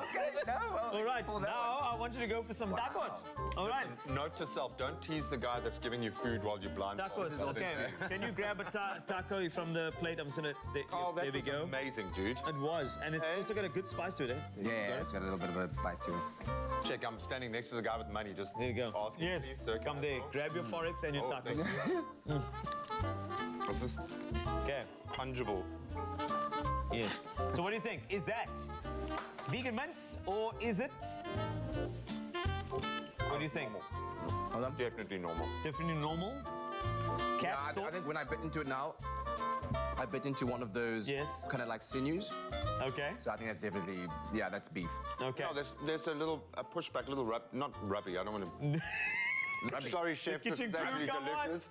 It's not rubbery, but there's a texture. There's a meaty texture. Well done. Well done. That is indeed beef. Yes. I didn't want to do vegan and vegan and vegan, but there we go. Thanks, man. That was close there. Right. Next up, we have for you a gorgeous chicken mayo. There's the plate. I want you to grab one of those, please. Whichever one you prefer, with the hands. Did you just like deliberately say chicken mayo, or did you? How? Because I heard you say chicken mayo. Did you just use like neuro-linguistics or something? Why would I do that? It's not like I have a psychology background. Why would I just throw you guys? Psychology. Just look into my eyes. Okay. All right. What are you thinking? Now I'm nervous, man. I don't trust myself anymore. It could be a vegan mayo or a chicken mayo. That's entirely up to you and your taste buds. Let's find out what you think. Mr. Wasty. Yes, my brother. When you have eaten as much chicken as I have in my life, ain't nobody can fool you about that. You know clock when it clock. Yes. And is it clock-clocking? This ain't clock-clocking. It ain't clock-clocking? Nah. No clock-clocking. This be blocking. Because block. It's a vegan clock. It ain't flying. Look, I know chickens can't fly, but it ain't flying, man. Okay. I'm gonna go. Look, it tastes delicious. Yeah. It's great. It's great. But it's not. I don't know. I'm just gonna go with my gotcha. Okay. I'm gonna go vegan. You gonna go vegan? Yeah, you both are spot on. Congratulations. Well done. Very tasty. I'm gonna keep that for later, and man. I will pop that onto the plate. Thank you, my brother. I can chase the chicken around before you Next challenge. All right. Next challenge is quite simple. I'm going to offer you both a beautiful treat. Okay. Absolutely gorgeous treat. I'm ready for you. All right. What I'm going to do. These are your treats. I'm going to offer you the fork. All right, so hold on. Okay, there you dropped it. Come on. Okay, there we go. You know what? I'm going to feed you. Okay, ready? Okay, come open wide. What do you think that is? All right. So the question here is it vegan chocolate? Okay, carefully. Okay, grab that. Yes, there we go, just like that. And then I want you to have a taste. That is so luxurious on the mouth. Yes, it is. Engels. That's what I'm going to say. Engels. Say it via the whole thing. Say the whole thing. Het net op mijn tong gevegan. Gedans. Of of dairy. That's right. got to be. So what do you think? That's not vegan. Gents, what do you think? That felt like real chocolate mousse cake. That was amazing. That mousse on top was way too smooth for it not to be vegan. For it not to be. Yeah, I feel like you used like triple negative there. Yeah. This That's is how- not that's how too it works. smooth not to be Double, not triple vegan. entendre. Yeah. All right. I go. So what are the thoughts? That's the thing. So what are the thoughts? And also, extra creamy rich, which I'm like, That all felt the like chocolatiness just hit me right now in the back here. So what are the thoughts, gentlemen? I'm saying that's not vegan. I say vegan. Wow. So both of you are incorrect because I gave you two different cakes, and one of them was vegan, and that was yours, Graham, and then yours was actually the real one. The other one that has dairy involved. Yeah. Wow. Are you trying to be PC right now? We have to be. That's what we have to be. This has been a schooling of note. Oh my word! This is great. Well done. Can I trust my mouth at all anymore? No, the thing is, you can't really tell. That was a great tasting. It's absolutely beautiful. And you know what? Try vegan. And if you need to blindfold yourself, you'll get the same delicious flavors as you know from the regular food that you do consume. It's good. It's good. I enjoyed it.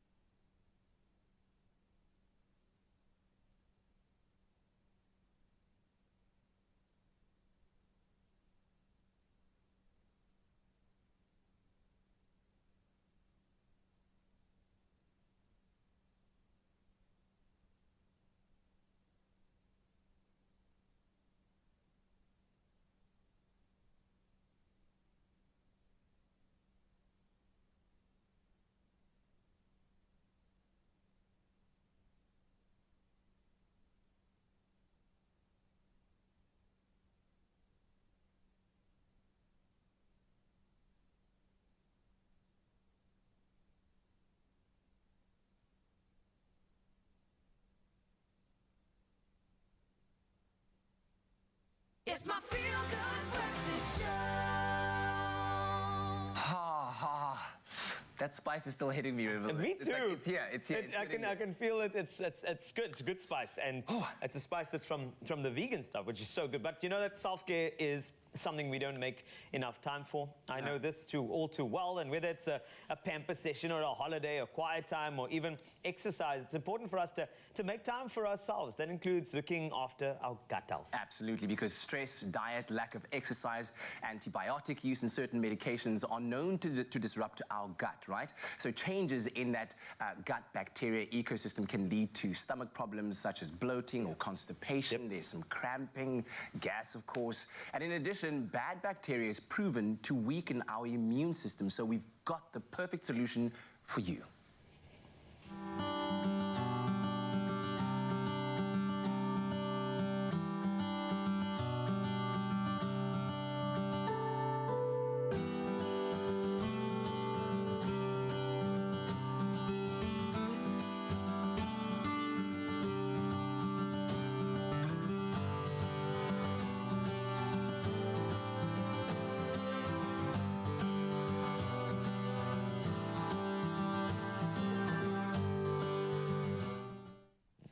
Well, there you have it. That soothed me a little bit. I think it's all the guitar work, you know. This is beautiful. We actually asked you on social media pages, how do you take care of your gut health? I know maybe no one's ever asked you that, but we will.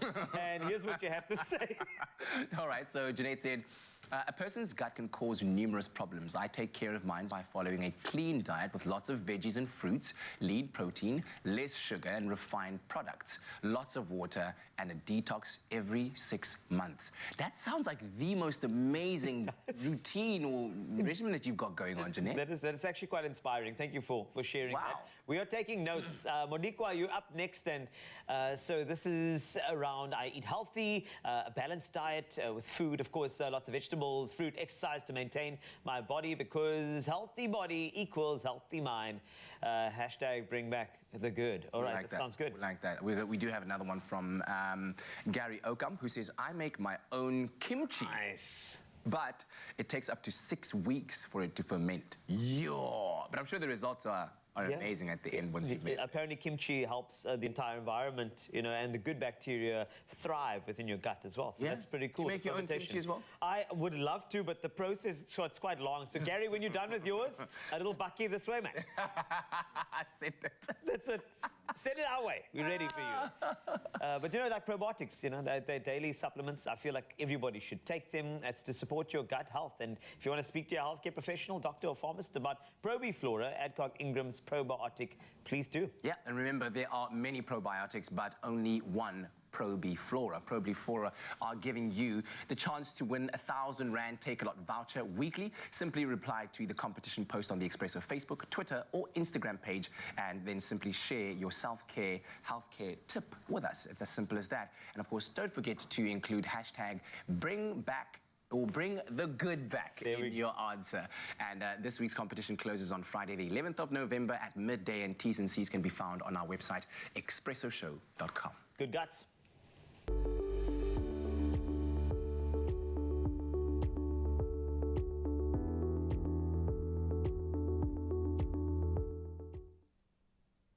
In light of Vegan Month, we have asked Tammy Fry to join us in the kitchen now this morning to share what sounds like an absolutely delicious plant-based recipe that will hopefully inspire you to swap out a meat for a plant-based option today. And these unearthed Mexican sweet potatoes topped with a vegan sour cream look and smell delicious, and I'm hoping are relatively easy to throw together. Yes, that's exactly why I chose it, because I know how busy people are during the week, and when it comes to Monday and maybe like a meat-free Monday dish, you want speed to the table. Yeah, no, I love it, but it's also jam-packed with flavor. There's a lot going on here, and I love the Mexican flavor profile because there is quite a lot of freshness. So as much as we've got kind of our cooked food here, that slow-cooked, the enjoyment, the health benefits of that, you've also got that fresh pop of flavor, so it's a beautiful balance. That's it. I think this meal is great because you have your carbs, you have protein, you have vegetables and color, because, you know, eating the rainbow is incredibly important to get all those micronutrients. And then, of course, you got your fat from your avocado and your sour cream, which we're going to veganize today. So obviously, if you're not vegan, you can just buy normal sour cream. But this is a nice hack. I think this is a good one to learn because you'll use it a lot. Yeah. Absolutely. So we could start with that if you like. Okay, let's crack on. So we're just going to, these cashews have been soaked to make them super soft. Okay. And then we're going to add the lemon juice, a little bit of lemon juice. It's going to give you the sourness, Dijon mustard, and then this is a vinegar, so you can use apple cider vinegar. Okay. A little bit of salt, so just a pinch of salt is good. And then you're going to whiz that up in your blender, and hopefully it's going to look exactly like this. Like that. When you finish. Nice and fine. Nice and fine. If we needed to add a little bit more... You just add a little more lemon juice and a little bit more apple cider vinegar. Okay. So... Okay, but that will then break down and we get our beautiful taste. So you just keep adding your ingredients until it ends up just into like a sour cream. Okay, absolutely. I love that. Texture and then, sorted. Obviously, the potatoes need a little bit more prep time. Keep the skins on, because the skins are where you find all the bacteria, which actually builds your gut biome and your gut health. So don't peel your sweet potatoes, just give them a good wash. Okay. And there's really a lot of health benefits just in the skin of the potato. And then if you have an air fryer, that's a little bit of a cheat. A little bit quicker, pop them in the air fryer or in the oven with a little brush of olive oil and a sprinkle of salt. And, you know, however long it takes, depending what you're using, you know, 30 minutes later, you've got your potatoes ready. If you're a mum and you're super busy, you can do this in the morning as well and keep them in your fridge ready in the evening and just heat them up. So that's a little hack. Brilliant. And then we can move on to maybe prepping the filling. Let's bring in the Mexican. Potatoes, the Mexican. So obviously, I'm keeping this super simple. So we're going to have the simplest flavors. Smoked paprika and cumin are best Mexican spices. You can spice it up if you want with some fresh chili. You know your flavor palette. Yeah. Absolutely, you can just change it up. So a little bit of olive oil on the pan. Or coconut oil. Those are my two preferred oils to use. And then we're going to put the smoked paprika into the oil. Just let it get a little bit of a beautiful smell coming through. Oh, I love that. And then, of course, those flavors of those spices are going to permeate into the oil, and that oil is going to then spread that flavor throughout. Exactly. And then we add our sweet corn, our black beans. Black beans are amazing because they're full of antioxidants, they're full of fiber and protein. So is this where the protein kick comes in? That's it. These are kidney beans, but my preference is usually black beans. Okay. And then red pepper. And red pepper is an unreal food because it contains lycopene, which is great for your heart and heart health. So, and then we're just going to stir that around. I mean, look at the color alone gives you a very clear indication of the nutrient load that is coming your way. And that's, you know, and kids love, you know, they love all these. They love corn, they love red pepper. These are easy to give to your kids. And as a mum, who knows how difficult it can be to feed kids. To just get them in there. Come on, just to get them in there. So you're just going to fry that for a couple of minutes. All of these are actually pre-prepared. So the corn has been pre-prepared. You can use tin corn.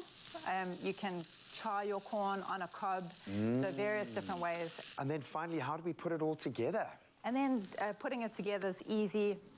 So we're just going to cut this down the center. Open it up, and then we're going to load them. So, oh, and this is exquisite, and I love this. This is, as Tammy has said, a really simple way of taking those first few steps, but you can push the boat out as far as you like. It's all about discovering what works for you. And the more you can learn how to utilize your vegetables, the less wastage there is.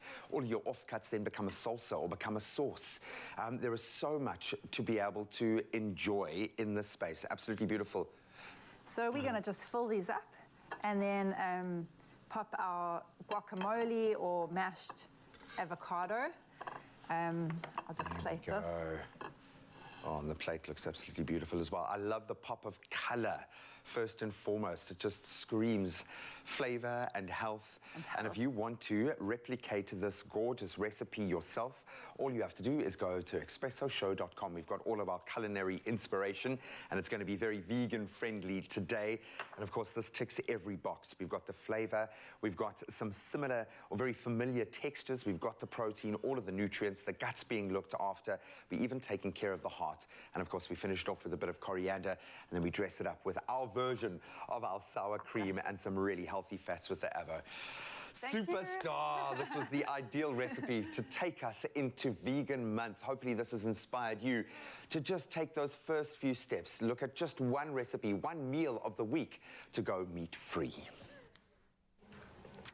Inspired, eh? By all these recipes that we're discovering. Vegan Month. Yes. Goodness. Give it a shot. I think there's a lot of value to all sorts of, you know, produce and to change it up and do it in different forms. In fact, another show, Color Your Plate's got all those ideas for you. Yeah, in fact, tonight on Color Your Plate with Koo at 7 p.m. on SABC2, the top 5 contestants face their biggest challenge yet, creating a Sunday lunch-inspired feast. And with only 2 hours on the clock and elimination looming, the pressure is certainly on. Now, join the panel as guest judges, a chef and TV presenter Lenswe Bengu. So don't miss out tonight, 7 p.m. for Inspiration Plus to see who makes it through to the next round of the competition. Take a look at this. This Tuesday evening at 7 on Color Your Plate with Koo, the top 5 contestants face their biggest challenge yet, creating a Sunday feast. I'll definitely see you in the final. And with elimination on the cards, they'll have to pull out all the stops to impress the judging panel, including this week's guest, one of Durban's top chefs and TV presenters. Well, I see what you did there. I like that.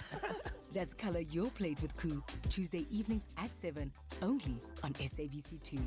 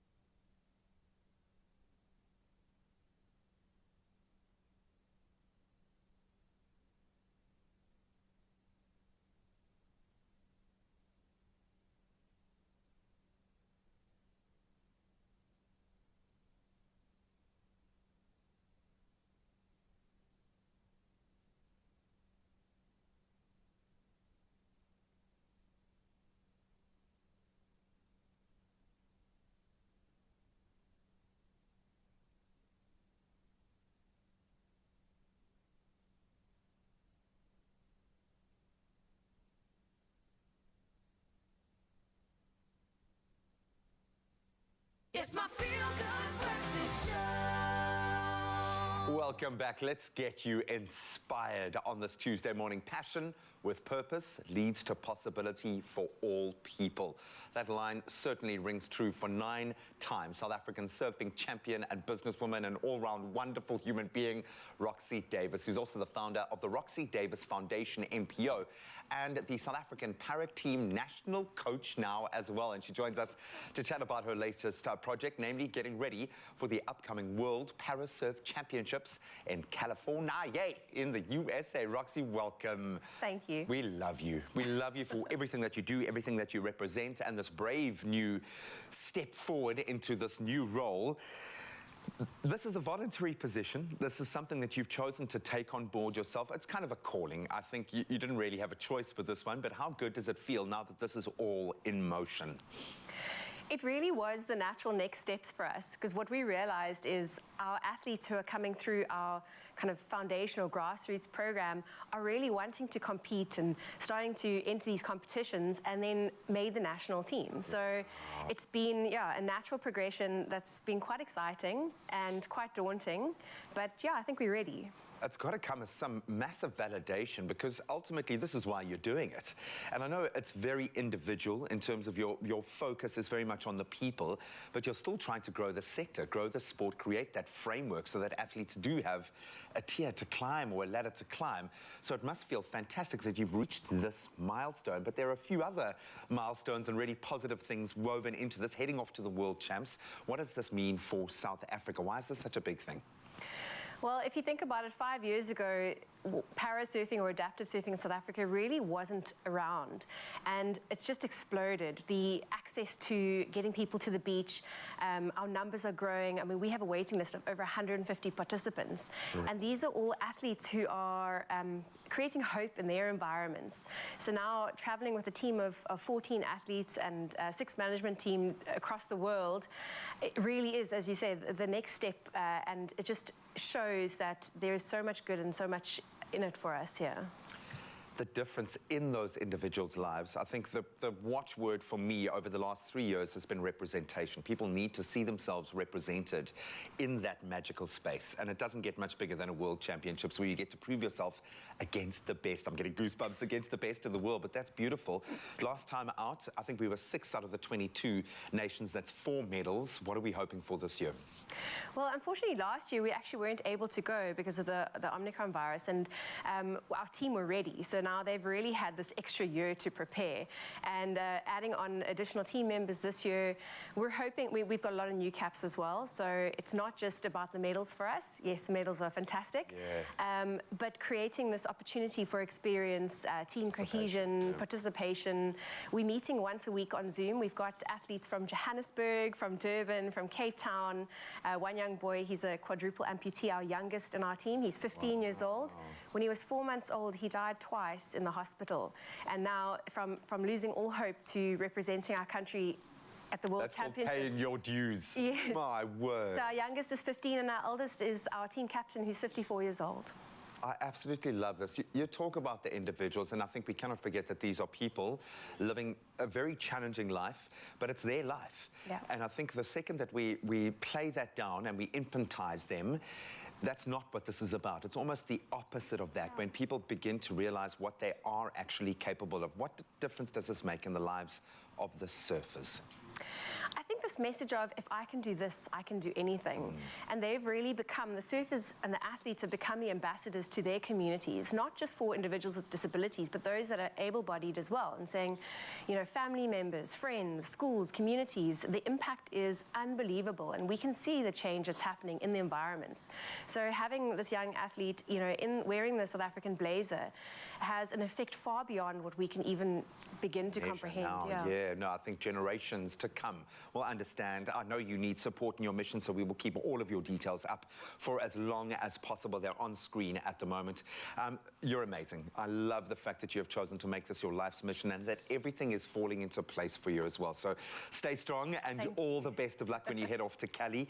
But you're not quite done yet. Of course, we need a bit of your calming influence right now. So I'm going to send you off to go and put Kat through some breathing exercises so he can center. And if you're writing your matric exams right now, I suggest you take a moment and do some breathing exercises and center yourself with us right now. But all the best to this amazing team. We know that you're going to come back with the medals, yes, but that vital experience. Well, namaste to you this morning. We have a beautiful, beautiful guest with us, Roxy Davis, whom you just met. She's a yoga enthusiast, and she's going to be taking us through some yoga movements to get us ready for the day ahead. It's all about getting into rhythm with your body this morning, and she's about to just slot in right here next to me. As you can see, I brought my tights, Roxy, when I heard that you're going to be here. I brought my tights, so that's how ready I am for this yoga session. But is it an important part of your life, yoga, and making sure that your body is constantly moving in a harmonious manner? I think the most important thing is to take that minute to pause. So breathing forces us to be in the moment. So what we're going to go through is just a few basic exercises, but mostly it's about our breathing, Yes. which can center us and calm us. All part of the slow movement, right? Yes. Slowing things down a little bit. All right, let's go. So we're actually going to start on our backs. Okay, let me just quickly make some adjustments over here. All right, on our backs. And you're going to slowly just... Oh, you mean, okay. Right, reach This is how... the sky. Whew, okay. And what you're going to do is you're going to breathe in and out.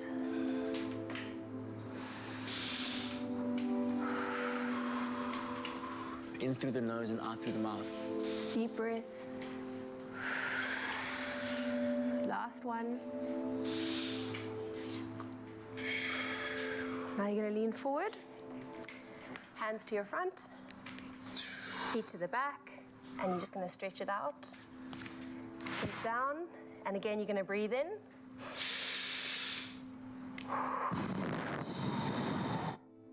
And out. You're just taking that moment to pause.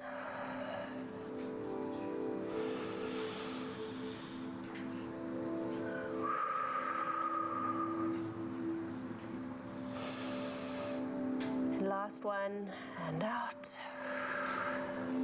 We're going to move down to our knees.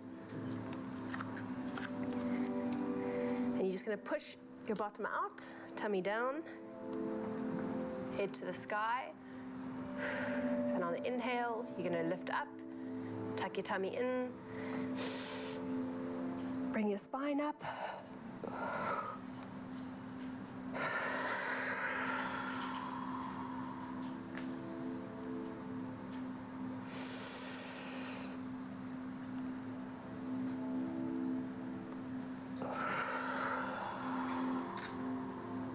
Last one.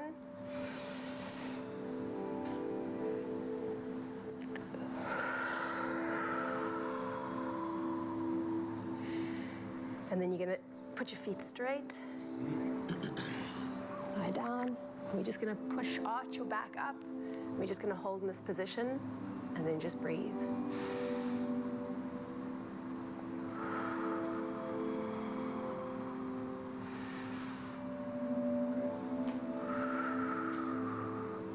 You'll feel the stretch in your lower back. Yep. I haven't done this in ages, so this is activating all kinds of muscles that haven't been active in a while. Okay. Now you're going to move onto your back, so just bring your feet around. So this definitely a wonderful way of just like starting off the day. I should actually start off my day like this every day. It forces you to pause. Yeah. Up, breathe in. And lower down. Let me just move this over here. All right, well, we're going to go into this ad break while we continue our little yoga session, focusing on the breathing. Hopefully this has helped you to relax your way into your day to find your rhythm.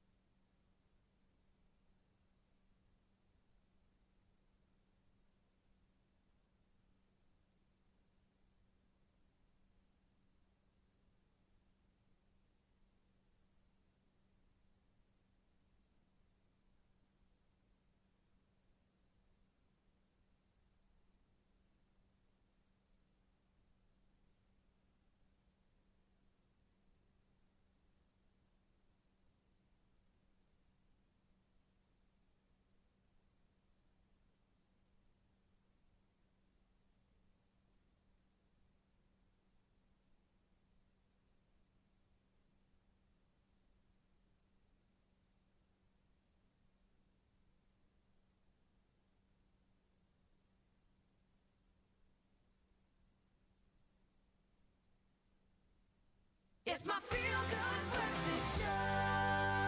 Welcome back to Feel Good Breakfast Show. This is Expresso on S3, and this morning we're getting to know Cape Town's comedian on crutches, Altaf Sayed, also described as quirky and very, very intelligent and intellectual, probably one of the smartest individuals you'll ever meet. A talented comedian, he takes advantage of his physical disability to make people laugh whilst managing to use his production company, The Comedy House, to create a space for comedians to showcase their talents. So let's welcome this incredible person. So Altaf Sayed is the name.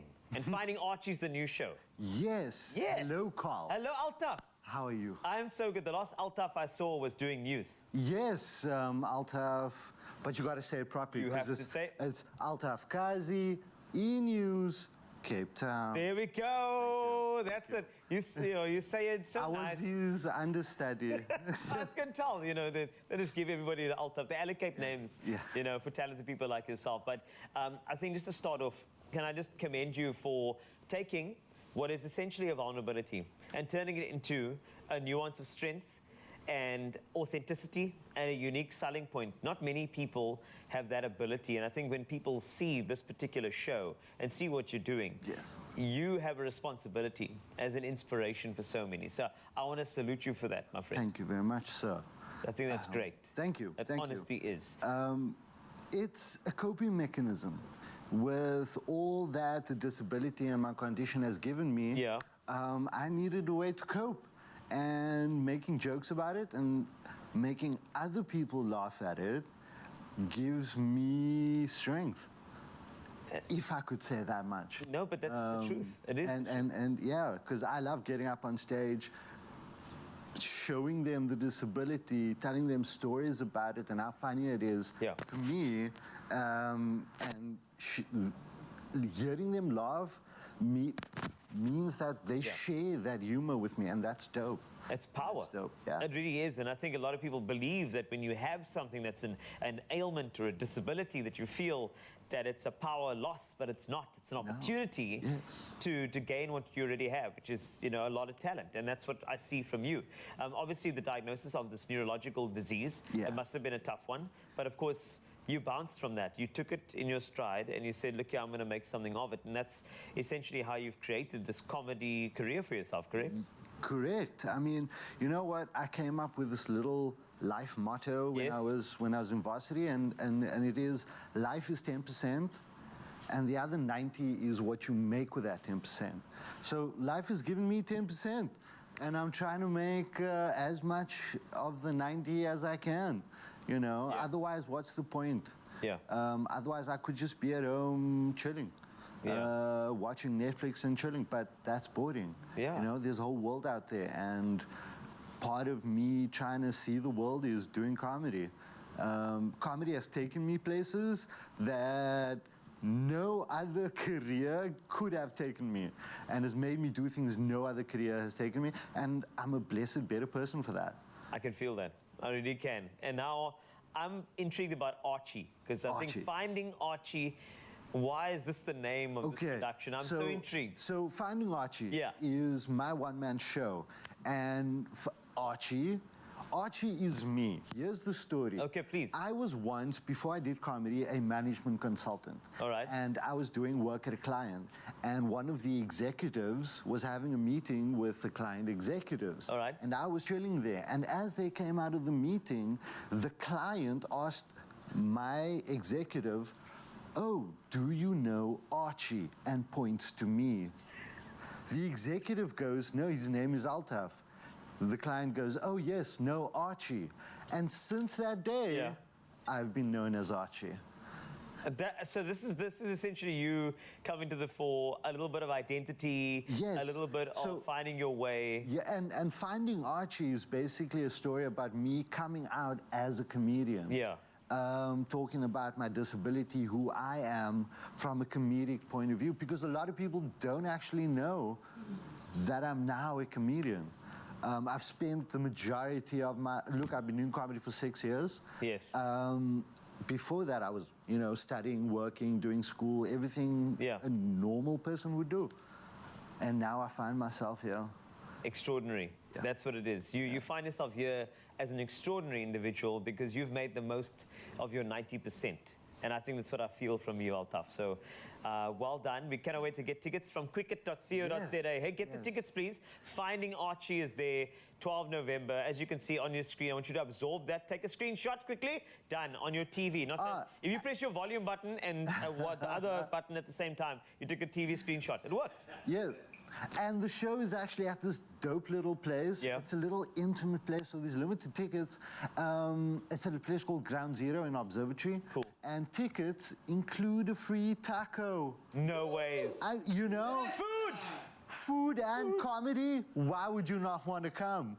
I will definitely make you laugh. No, I know you will. I know. This is a funny person. But of course, also, when you are at the show, inquire about the Comedy House, which is also a great initiative from Altaf's side. But the way you end your comedy set, I want you to do that to camera right now. Go for it. So at the end of my comedy, it's always me saying that it's not what you say, it's how you say it. And I'm Altaf Sayed. Thank you very much. Thank you. Thank you very much, gentlemen. The time has just gone 8 o'clock and a time for us to reflect on the news headlines this morning.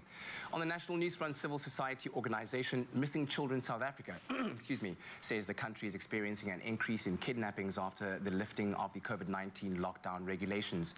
The organization was reacting to the recent kidnapping of 8-year-old Abira Dekta. Now, she was taken allegedly by 2 armed men while on her way to school in Cape Town last week. Missing Children SA's national coordinator Bianca van Aswegen says South Africa is a hub for human trafficking syndicates. She says a child goes missing every 5 hours in South Africa. Now, the acting public protector advocate Koleka Galeka says there's a lack of political will to implement governance reforms in South Africa.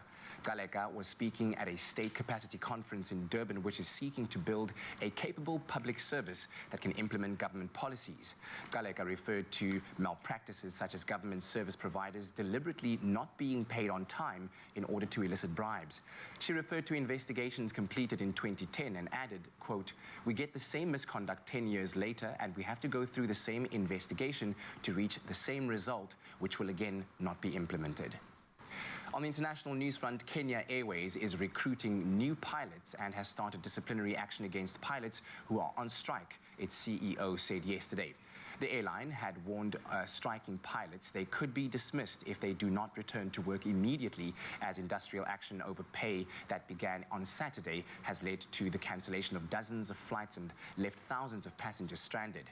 As the strike entered a third day, 23 pilots showed up for work and the airline could restore a fifth of its daily network operations.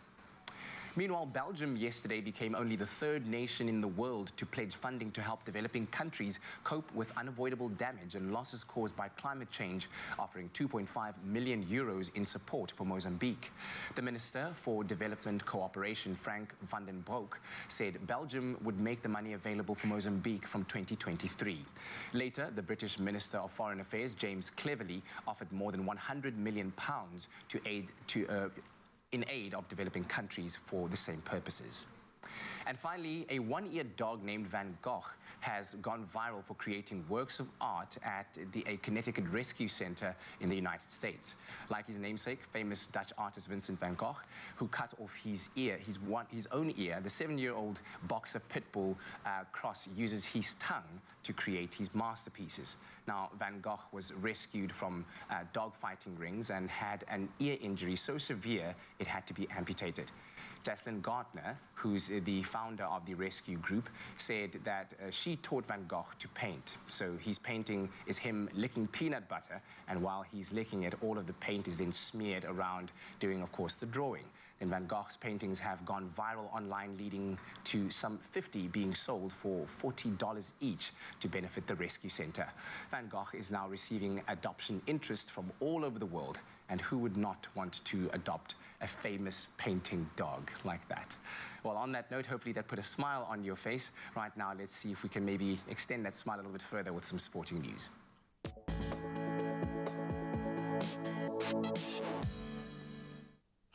Well, before Mr. Money sells us any dog NFTs, let's get back into the sport. And we start with the Springboks sadly being dealt a heavy blow. That's ahead of their next test match encounter up against France this coming Saturday. And it's now been confirmed that Loot de Jager has been ruled out with a shoulder injury. Assistant coach Deon Davids confirmed that de Jager was ruled out after he came off the field clutching his shoulder in that narrow defeat at the hands of Ireland this last weekend. De Jager is likely to be ruled out for the tour as a result, sadly. That means either Franco Mostert or Marvin Orri, both able replacements, will step in for that match against France. Then on to football. Liverpool will have the chance to avenge last season's Champions League final defeat at the hands of Real Madrid after they were drawn yesterday to face the holders again in the last 16. Meanwhile, Paris Saint-Germain, they were drawn to play Bayern Munich. Tough one. That's a repeat in the 2020 final, which was, of course, won by the German club. Manchester City, they'll play RB Leipzig, and the 2021 winners, Chelsea, they've also drawn German opposition in the shape of Borussia Dortmund. Then Tottenham Hotspur, they'll face Italian champions AC Milan. Inter Milan will play Porto, and Eintracht Frankfurt will take on Napoli, while Benfica, they've drawn against the tournament outsiders Club Brugge. And of course, on the footballing front, most of the focus now shifting towards the World Cup. Let's look at Brazil, probably one of the strongest teams in the world. They've included 39-year-old defender Daniel Alves, but have left out Liverpool forward Roberto Firmino in their 26-man World Cup squad, which was named by coach Tite. So Arsenal's Gabriel Martinelli was one of 9 forwards in a list dominated by 12 players from England's Premier League. Understandably, the emergence of a dazzling new generation of attacking players like Martinelli, Vinicius Jr., Rodrigo, Raphinha, Gabriel and Pedro. I mean, what a list. That all resulted in Firmino failing to even make the squad. So Brazil open up their World Cup campaign in Qatar against Serbia, and that's on the 24th of November. They'll also face Switzerland and Cameroon in Group G. Then finally, on to golf. Another major highlight to look forward to in the roundup of this year. Tiger Woods and Rory McIlroy will compete against fellow major winners Justin Thomas and Jordan Spieth next month. That's for the 7th edition of The Match. The 12-hole exhibition match on December the 10th will be played under lights and will be the latest event for Woods, whose schedule this year has been limited to just 3 starts. That was after his February 2021 car crash that nearly cost him his right leg. So great to see him back out there. The world number 1, McIlroy, number 8, Thomas and Spieth. It'll mark, in fact, their debut in the series, and I'm sure will come with a pretty handy prize purse as well. But that's where we leave our sport for this Tuesday morning. Let's take one last look at the roads. Carl's got the latest.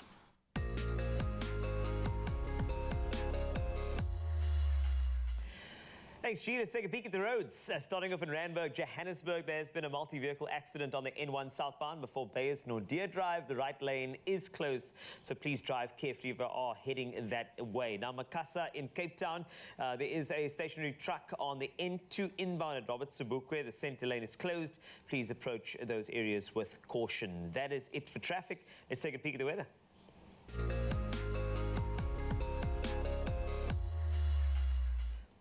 Starting with weather news, with COP27 currently underway in Egypt. Many say while they hope world leaders will come up with lasting solutions, small changes made by ordinary citizens will also make a difference. The Northern Cape is one of the provinces predicted to be hardest hit by climate change, with already prolonged droughts and flooding in desert areas.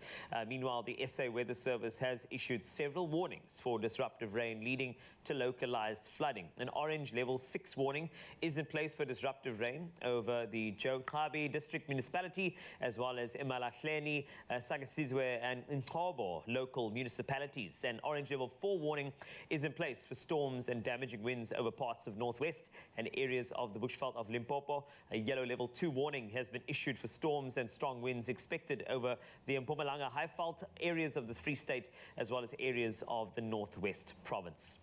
For your final weather update, we have Brian Super from Blauberg, who shared this breathtaking view whilst out for a run. What a beautiful shot of the birds and radiant hues lighting up the sky. Maria from Brackenfell snapped up this beautiful picture, blazing sunrise, striking red tones, glowing up the town. It just looks so good. Geraldo, thank you for this, sharing this magnificent shot of the blue sky and woolly clouds and sun reflections over the ocean out in Gqeberha. Last up away to from Port Shepstone snapped this incredible holiday field view while she enjoys watching the waves crash up against the shore. It is so dreamy. So thank you so much for sharing yours. No matter where you are in the world, share that sunrise view on 0640888863. That'll be amazing to see yours. So 0634088863 is your number. As we get on to some temperatures for you all over South Africa. Starting off in Polokwane, good morning to you. 16 is your low and of course a high of 22. Some rain expected in your area. Pombela 17 to 24. A 62% chance of rain there. Pretoria 13 rising to 22. You got some rain. In fact, 100% chance today. Joburg 12 up to 20 in terms of temperatures. Also rain expected. Mahikeng for you. Thunder, feel the thunder. 40% chance for you. 13 to 25. Klerksdorp 13 to 23. Also some rain and thunder in your area. An 87% chance. Kimberley, I'd love to say shining bright like a diamond today, but there's some rain. A 57% chance. 16 to 23. Bloemfontein 12 to 22. And then you got some rain. 89% chance. Let's go over to Richards Bay 21 to 27. Some thunder, a 55% chance. Showers 2. Pietermaritzburg also very rainy, 97% chance for you, 15 to 21. Durban, you've got 20 on the cards as you wake up this morning. 24 is your maximum. And then Mthatha 14 up to 20 and 99% chance of rain if it's not raining already. East London, good morning to you. 17 is your low and you go to a high of 21 today. Cradock, you can expect 14 to 26, a 60% chance of rain. Gqeberha, you've got 17 to 22 today. George, 13 to 20. Cape Town, 14 to 21. Worcester, 27 is your max from a minimum of 10. Sutherland, a very chilly 5 this morning to 23. Uppington, 29 is your high from a low of 17. No matter where you are in the world, thanks a lot for sharing your sunrise views and have a beautiful morning. And thank you for starting it with us, your Feel Good Breakfast Show. Well, it's sounding like it's going to be a very, very good morning all round. And speaking of beautiful mornings, ours continues to be even more beautiful. We're joined by the lovely Sashi Naidu, of course, one of the all-star contestants in Tropica Island of Treasure Season 10, as we celebrate the biggest season in the history of the competition. We'll be catching up with her very shortly. Stay tuned for that and more.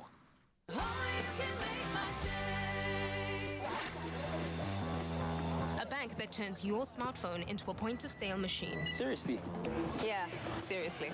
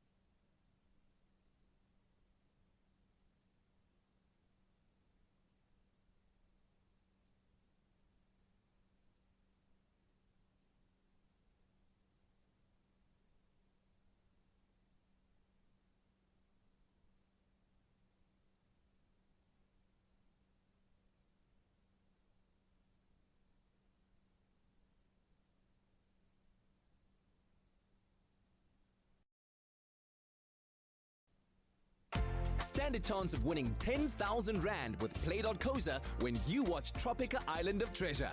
Simply SMS PLAY to 41191 or scan this QR code and follow the steps to enter. You could be winning your own treasure of 10,000 Rand. T's and C's apply and can be found on Play.coza. Let's play with Play.coza. It's my feel-good breakfast show. Welcome back to the best show ever, man. Ever that we've ever done, ever. Oh, the Tropica Island of Treasure celebrates 10 seasons with the absolute all-stars. It is spectacular, and it's been a while since we had this particular actress, presenter, entrepreneur, MC, everything, Sashi Naidu in studio, and it's time for a big catch-up. We absolutely love her. Absolutely. Now, from recently celebrating another year added to her amazing life, to adjusting to life abroad, Sashi is in her element, enjoying each smooth moment from wellness to whimsy, everything in between, and it's going to be an amazing catch-up because Sashi Naidu, you know that I actually had a poster on my wall of Sashi Naidu back in there. I have to mention it. I'm sorry. I have the post. I think I still have the poster. I didn't. I didn't have No, a don't poster. lie to me. You know. You can't leave me alone in this. I know you had a poster. You had a poster. Don't lie. He's lying to you. And I don't still have a poster. But now she's here in the flesh. Hi, Sashi. Can we first of all give a very warm, feel-good welcome to Miss Sashi Naidu? Yes!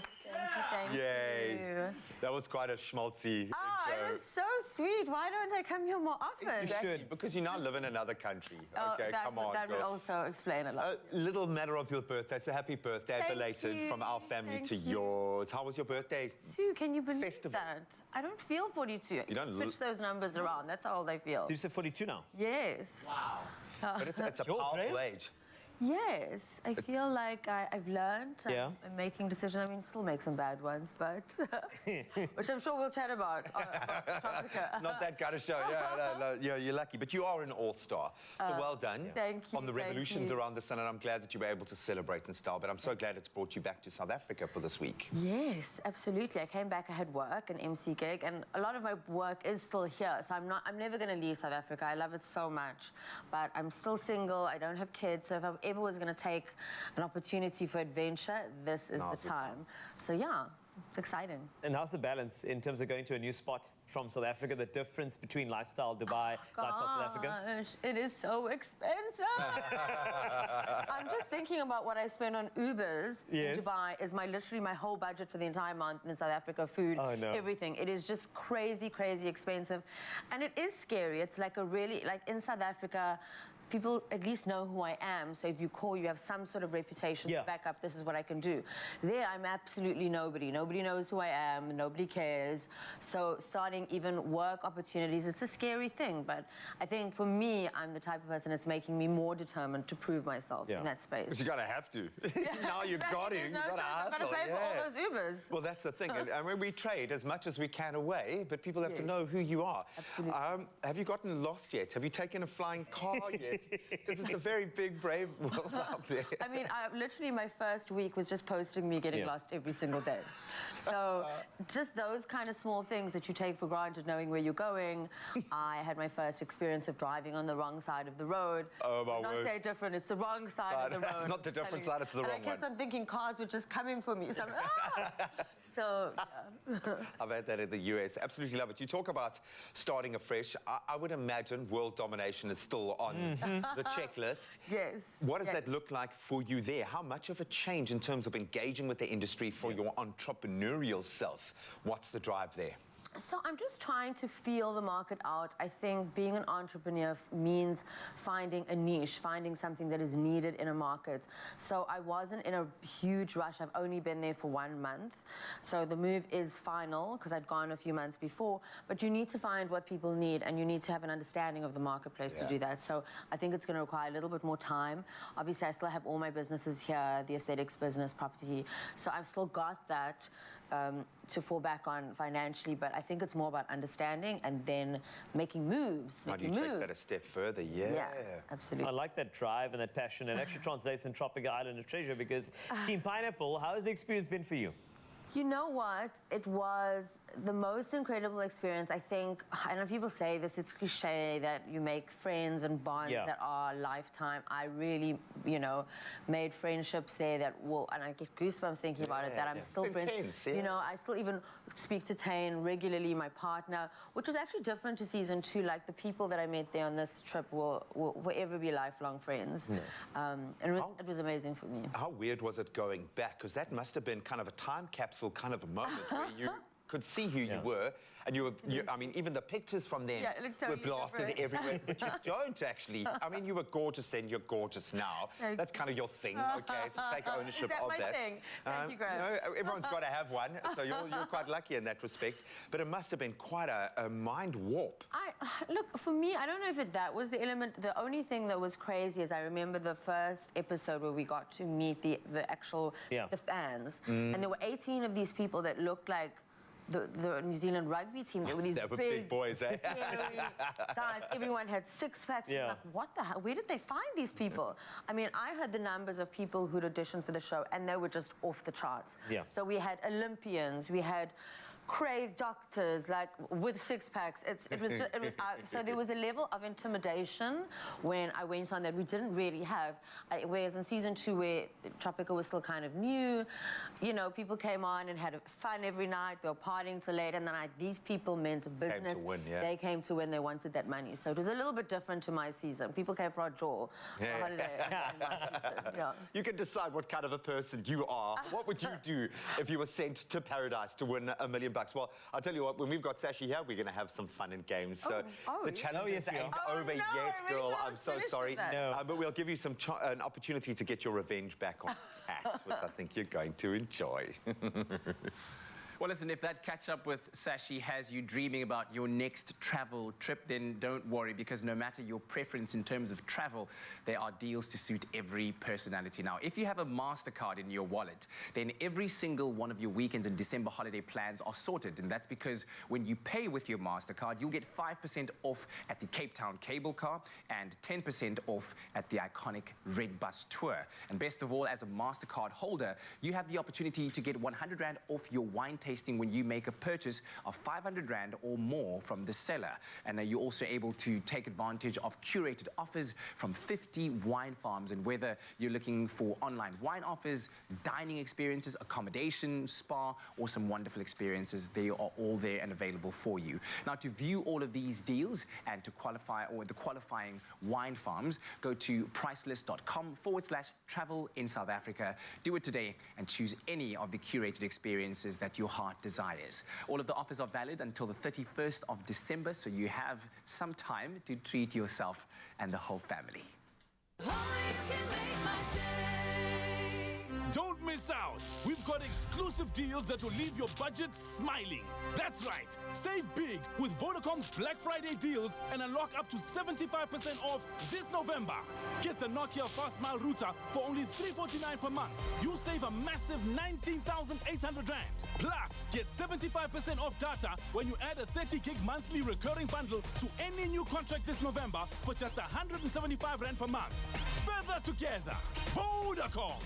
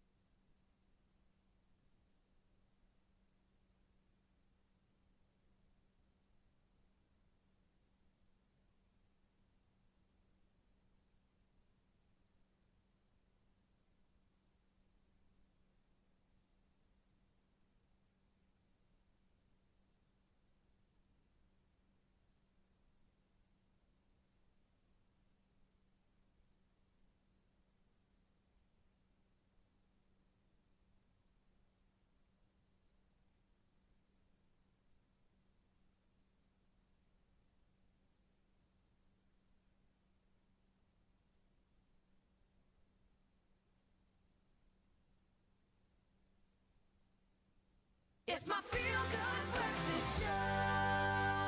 Welcome back. It is your feel-good breakfast show, Expresso, on S3. Now, of course, season 10 of Tropica Island of Treasure is spicier and more challenging than ever before, featuring some of your favorite all-stars who are ready to rumble. And sometimes, of course, things don't always go as smoothly as you'd like them to. And this past Saturday, we had to say goodbye to Team Pineapple, a competitive duo who never gave up until the very end. Take a look at their final challenge. I've learned about friendships, I've learned about loyalty, and I'll take that home with me. You know, I think I've been crying for every single person at elimination, but for me, I'm smiling. I'm so happy. This Tropica will push you to the limit, but you'll have so much fun doing it. Honestly, I've had the best time. And your take, Tane, on this entire experience? It's been amazing. I've met amazing people. They've all just been so incredible and helpful, and we've all just had so much fun. Congratulations, guys. You deserve it. Enjoy. Well, with that said, guys, I do have a very hungry pineapple looking for your buff, so come and hang them up, make your way back home. Now, season 10 of Tropica Island of Treasure, episode 8, saw us saying goodbye to Team Pineapple, Sashi and Tane. Oh, what a way to take you back to that moment right there. Does it bring a little bit of... Oh, but still the smile is there. It's so great to see you. So good to see you. You know, we never really get to talk about that moment when it hits you. You're involved at one moment in the elimination challenge. Yeah. You know, balls flying up in the air. And then at one moment... I couldn't breathe. Boom. I'm like... Yeah. Because we were chasing those balls all over the beach. Exactly. Oh, there we are. Exactly. And then the next thing you hear me go, it's over. Yeah, it's completely surreal. And you don't think it's real in that moment. No, we can't be out. Right. Yeah. So I envisioned myself going all the way to the end, but it is what it is, and I'm actually really proud because a lot of the challenges, I was like, there's no way I can do that. Right. There's zero chance of me doing this, and I did it, and yeah. What was it like partnering up with Tane? I mean, he just seemed to be that all-round positive energy guy. He's always such a lacquer guy. Yeah, you know, in the very beginning, Tane was not the partner I actually chose, and then we'd had this struggle in the beginning with Roxy, and I'm so glad that I got him. Such a great guy. And he pushed me to my limits as well. So he made me believe in myself. And so I really love that. And we played to each other's strengths. I was the puzzle person. Yes. He was the fitness guy. He could do anything, swim anywhere, run anywhere. He didn't care. Right, but the 10K, he would just, yeah, I got it. That's amazing. So, yeah, you guys really worked well together as a team. For you, going back for a second time on Tropica Island of Treasure, did you feel better prepared? Were you, less nervous perhaps when you arrived on the island? No. Really? No. See, so because I danced season 2, I knew the physical challenges and I knew it would be hectic. they push you to the limit. So I knew what I was in for. So I was a lot more nervous coming into it. Yeah.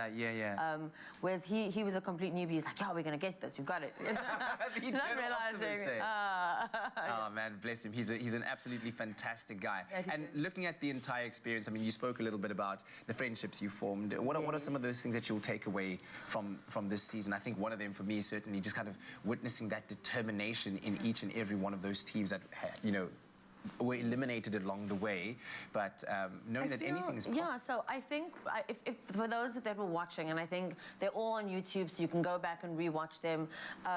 In the episode before, we'd made a decision that actually ultimately put us into elimination. Yeah. So we had to choose whether we played a game of integrity or we played a game just to win.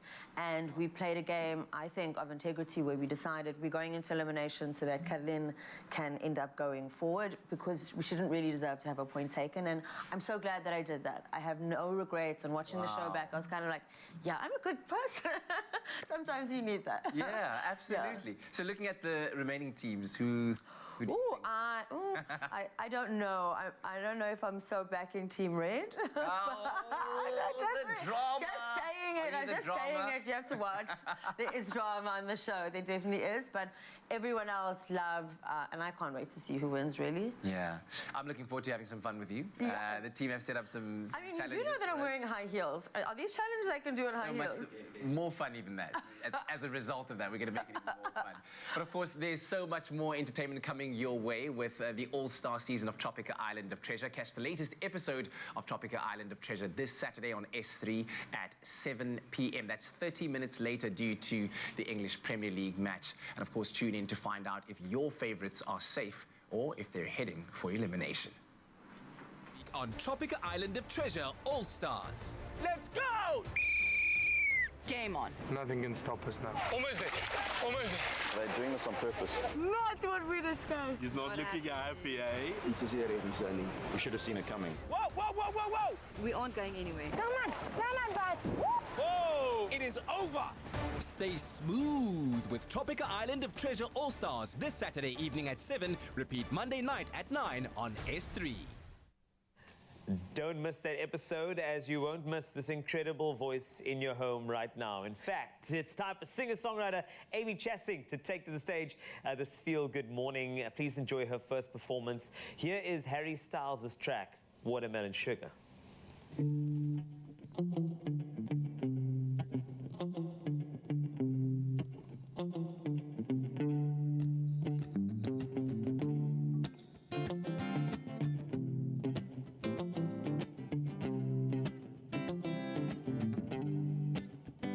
Tastes like strawberries on a summer evening, and it sounds just like a song.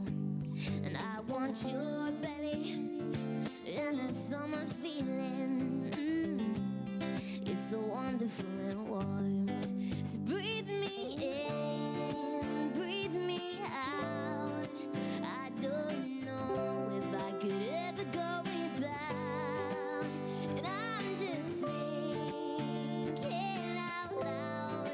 I don't know if I could ever go without. Watermelon sugar high, watermelon sugar high, watermelon sugar high, watermelon sugar high, watermelon sugar high, watermelon sugar high, watermelon sugar high, watermelon sugar high, yeah, yeah, yeah, yeah, yeah.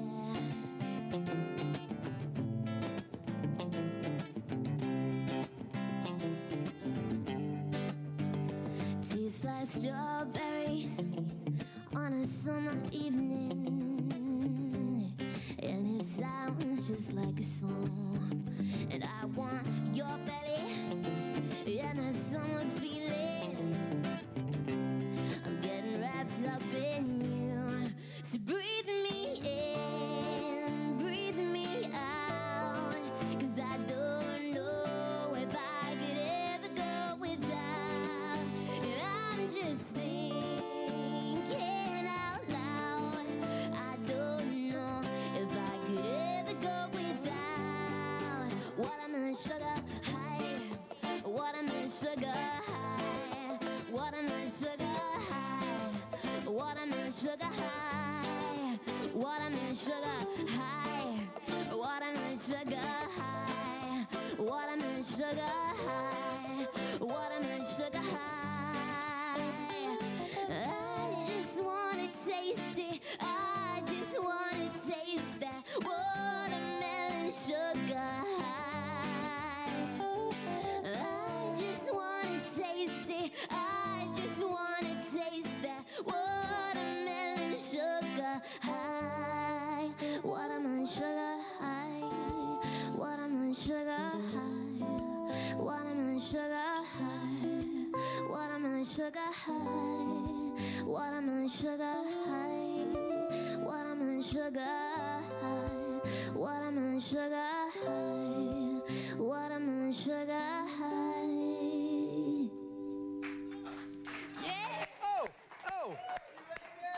Amy Chasing.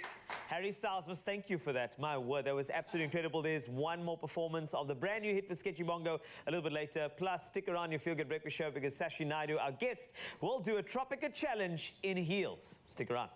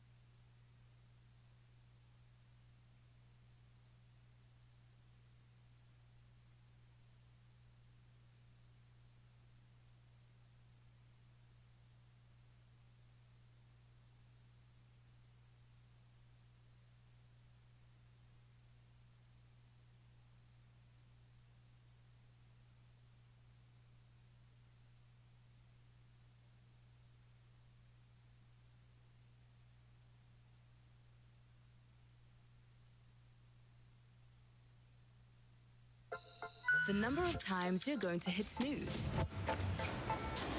How many excuses you're going to make. And the amount of obstacles that are going to stand in your way. 0. That's also the amount of sugar in the new Energade Zero sports drink. With zero compromise on taste and performance. Step up your game with new Energade Zero. It's what you put in. It's my feel-good breakfast show.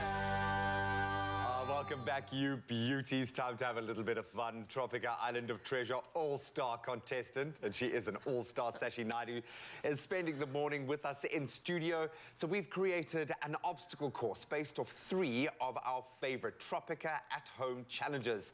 And today, Sashi and our show host, Kat, will be up against one another. Just imagine, Sash, if you could go back and do it again. Yes. And added to that, punish the man who punished you out in the blazing sun. I'm so happy. He was the one torturing us the entire time, so now he gets to feel the torture. Yeah, man. I thought I was quite a pleasant host. The game's master. Yeah. We absolutely love it. So Kat does have some experience with this, okay? This is what the fans have been doing because we've been so inspired watching you guys do these and there were some crazy challenges. So first of all, it feels like a massive step up this year, like in every sense. Money, true that. Challenges, everything. So the fans have been doing the same thing at home, and we've had a couple of really funny ones emerge, well, that offer great entertainment value. So we're going to put you through your paces this morning, all right? Okay. Are you going to crush him? I'm taking my heels off. I feel like he has... Oh, no. This is what I mean, business. Oh, no, you didn't. Yeah, I did. I just did. Yeah. She is the competitive one in the team. Okay, so we've got 3 little challenges that you're going to have to go through. Each one is going to be individually judged. Yes. The winner at the end, on balance, will be our champion, our all-star for today. Oh, wow. Okay. So the first challenge is this. You've got to balance your Tropica on the spatula and hop on one leg, slalom style, through the Tropica bottles like as and in... back. Yeah, exactly. What other way? What other way were we going to hop? What is that? I don't know if you had to run the past there. Also, you got to hop on one leg. Slipperiest spatula ever. And we didn't go for like the neoprene. Come on. Hey, what a games host. Okay, so it's going to be tense, but we've got this, guys. Okay. All right. Move your heels. You can put those on if you want, Kat. No, I'm all right, thanks. It wouldn't be the first time. It wouldn't be the first time. All right, so the first challenge, you can put your Tropica on your spatula. However, so you it does choose move. to do it. Oh, wow, okay. Okay, it is a bit... You've got the shakes You there, can all right? hold with 2 hands if you like. Oh, wow, Can okay. Can you? No, you can. You can hold with 2 hands. Obviously, your hand cannot touch the bottle, and the slalom starts in 3, 2, 1. Go for it. Wait, I can't hop with this thing. Wait. I can't hop with this liquid. Otherwise known as... Okay, that was okay. Do I have to start from the beginning? Totally. I had it. I'm not a games master like Kat, so if it falls, you can pick up from where you were. Okay. Nice. That's the Johnny Clegg style there, Kat. Absolutely beautiful. You got this, girl. I like the fact that you were kicking your beakers out the way. It was close. I didn't even see that. I didn't see that. Look, we might go to a VAR. No, we don't need to go to a VAR. Okay, so the first challenge, won by the games master Welcome himself. to my world, I feel like this is very depressing. I'm losing for a second time. I know. And now in live time. It's not over yet. It's not over yet. 2 more challenges. Come on. I can't offer you R500,000, but you can get the golden monkey at the end of this, okay? Right. The famed golden monkey. All right. So now the second challenge, you've got to open this bottle with your flip-flops. Then you've got to pour the Tropica into your glass. And I'm going to quickly pop the glasses here next to you. Okay, cool. So you've Take the got them. spatulas away. All right. All the best of luck. You can use the spatula like that. Okay. Know your workplace. All right. The second challenge starts in 3, 2, 1. Or is there a game plan here, Sashi? Talk me through your method here. I am just doing it. I'm just dominating. There we go. And then have a sip. With this? Yeah, because pineapple, and you're eating pineapple. Boom. Boom, where are you? Are you even playing this game, Kat? Are you even standing? You should have put the high heels on, my friend. Maybe you would have been a little faster. Hey? That's insane. She just stared at it. She used her mind power, and the lid literally just popped off. That seemed like it, because I didn't hear any friction happening anywhere. Do you know that feeling? Wait, there's something happened behind the scenes that I didn't notice? Winning. Do you want to? Anybody? No, Okay, good. how it feels to win. Fair and square. Cool. Would you like to go to No, it's all right. No, it's fine. All right, there's still one more challenge to go. The team upstairs are working on that one. Okay, well done, guys. Neck on neck, 1 place 1. Let's move over to the final arena. All right? I remember playing this at my birthday party when I was 7. Okay. I have some experience. And did you win? I'm pretty sure. I can't remember. I Because you can't win. recall. That's what you do. All right. Okay, so so you what's know the the vibe drill here? here. The person who gets all of their red caps into the other beaker wins. All right. Okay. You're only allowed to use your mouth, obviously. Okay, cool. And just be competitive and do it. You've got this. All right. And in 3. Hold on, wait. Okay. Yeah. Okay. In 3, 2, 1. Go for it. Yo. Why the salt? There was almost a minor. Oh, we disinfected everything with salt water. There is a minor concussion risk here. Kat, are you using teeth or lips? He's got the patented lip technique. Sashi's found her flow now. Oh, it's going to go down to the wire. Who's got it? Boom! Boom! Oh, Angie is gracious. In victory, that was close. That was like a hair. That was a hair in front. Yeah, but close is not close. Exactly. Close is not the win. She understands that better than most. I feel like yes, I feel Our like all-star challenger winner today. She has done it. Well done. You get yourself the golden monkey. We'll find it. I can't give you $1 million bucks, man. $1 million, yeah. Oh, absolutely amazing. The latest episode of Tropica Island of Treasure hits this Saturday on S3, 7 o'clock. That's 30 minutes later due, of course, to the English Premier League match that's playing out on S3. So tune in to find out if your favorites are safe or if they're heading for elimination. Sashi Naidu, our all-star! Well done. You too can win big with Tropica. Buy a Tropica promo pack, follow the details, enter, and stand a chance to win your share of thousands of smooth prizes, such as airtime, data, AEG fridges, Island Tribe hampers, Rest Assured beds, plus limited edition Tropica bags, towels, tents, cooler bags, and cushions. The more Tropica you buy, the more chances you stand to win. Tropica, nothing smoother. It might not be on like a lavish island right now, but I feel like a good fruity recipe will take us there. Take a look at this. Fruits of the Forest from Clover just added real cereal crunch. A symphony of fruit, oats, seeds, and granola crunch. Fruits of the Forest. Real fruit, real cereal, real tastes. Made with love by Clover.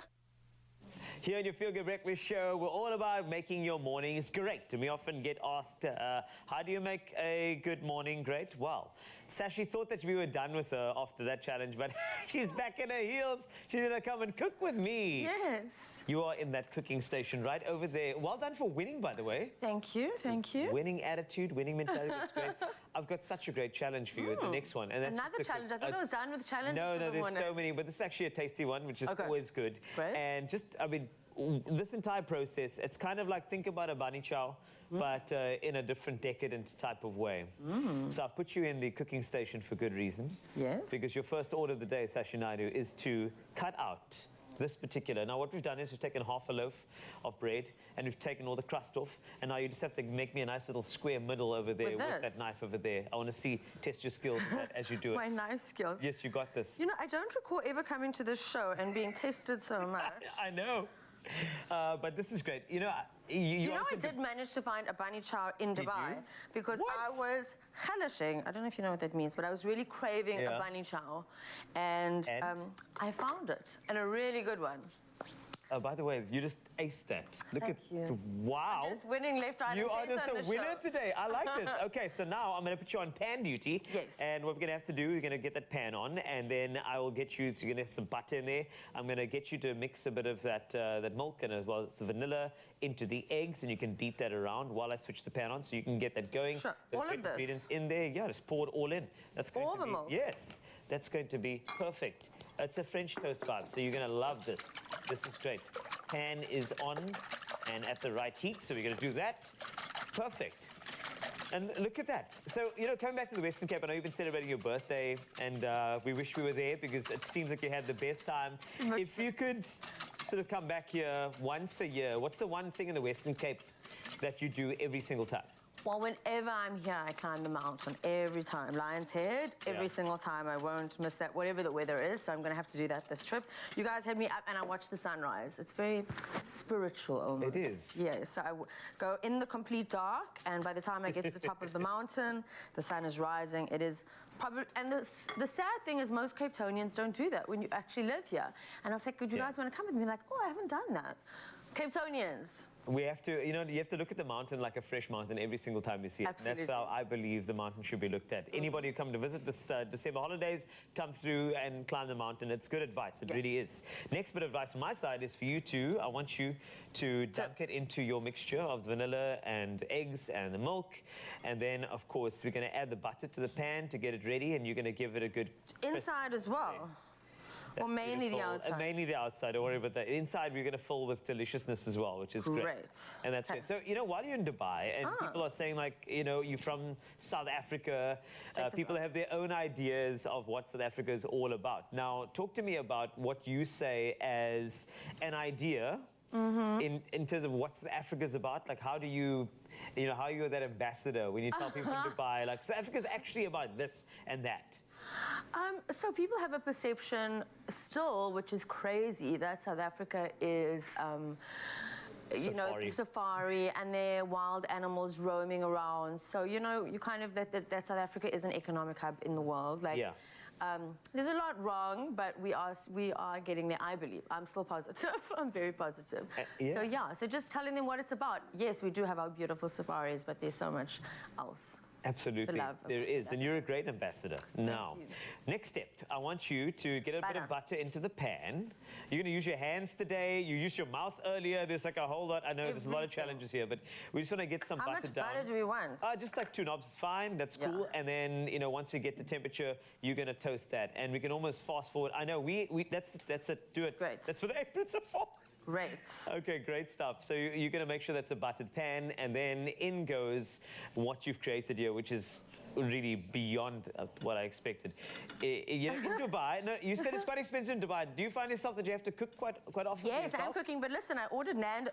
So it's funny, I'm going home and craving all the South African things. I ordered Nando's, and for a half a chicken and a single side, it was 500 Rand, excluding the tip. So I was like, I better be learning to cook quick. Wow. Wow. Travel, they said. It'll be cheap, they said. Go to Dubai, they said. No, but it's great to experience like something home. Like, that's what we do as travelers. We want to go do that, and that's great. But if I look at what you're doing there, you're doing so well. So you can clearly, you're a chef in your own right. I can tell.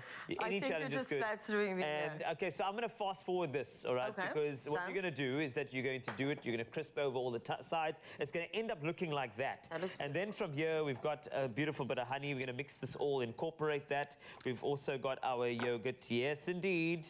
Yogurt. And we've got that. And that's clover fruits of the forest. And I mean, this particular, it's a creamy taste. It's got some crunchy fruit in there. This is cream and a bit of honey, and we're going to add some of this to that, and that's going to be our filling. And then we're going to decorate with some fruit, and then we're good to go. How's that looking there? Looking Just good. pour some in there. Oh, I don't think I let it cook enough. Okay. I think it's good. We'll got it, and we're going to add that to our little cavity of deliciousness over there, and that's going to be good. Well, why not? Do it. I incorporated everything. You can also finish by drizzling honey and the fruit in the top, and then you're good to go. This is great. Wowza! Look at you go. I hope you're going to try this in Dubai when you go back. I want you to decorate. I want to see what your decorating skills are. Let's focus.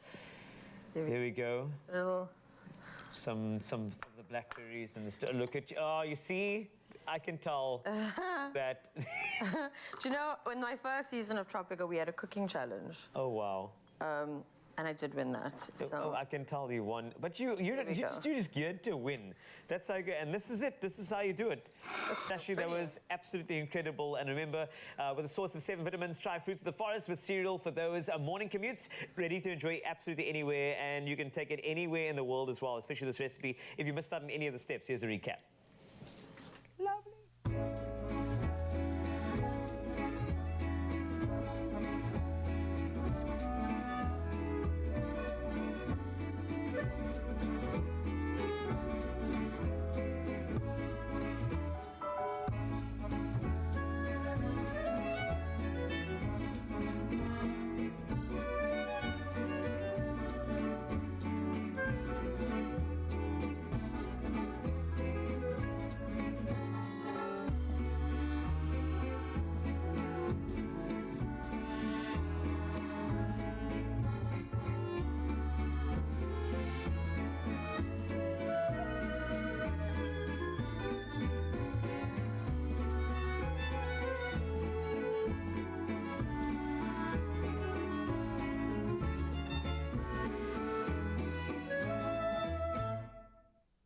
Made with love by Clover.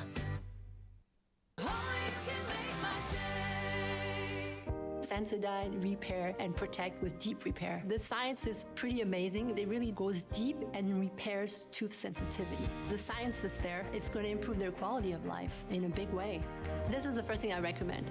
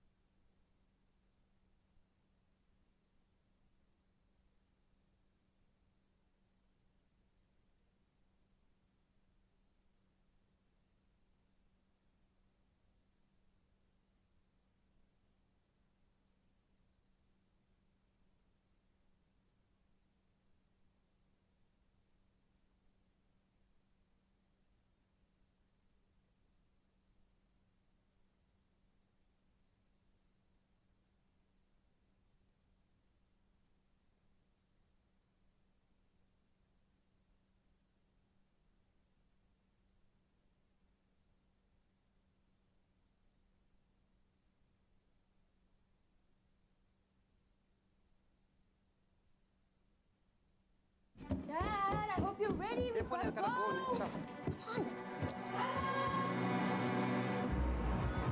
Guys! Okay, guys, come on, come on.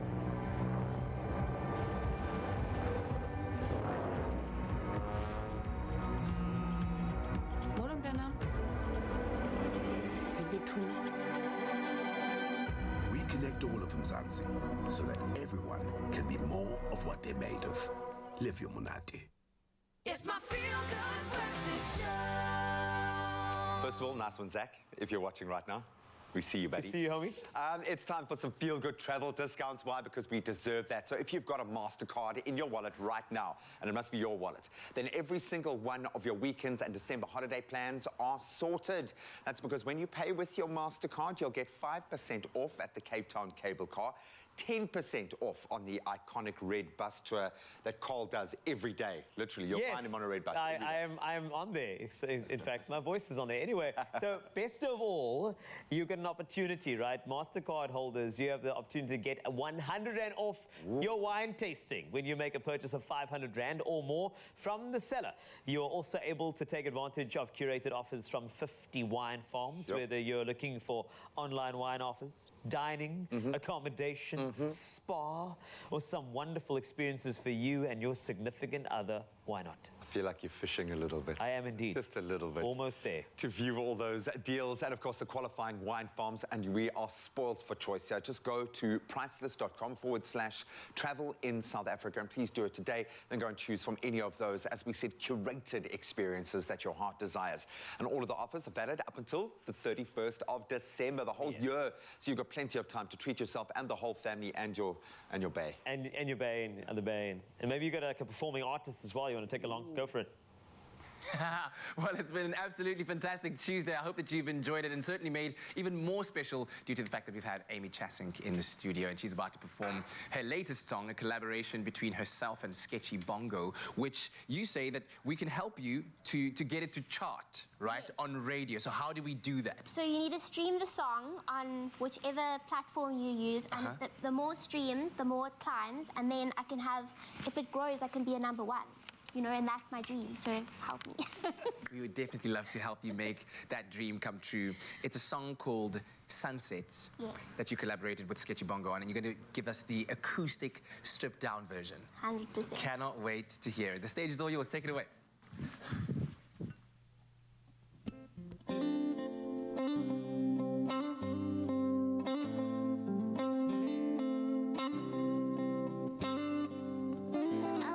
Chase sunsets with you.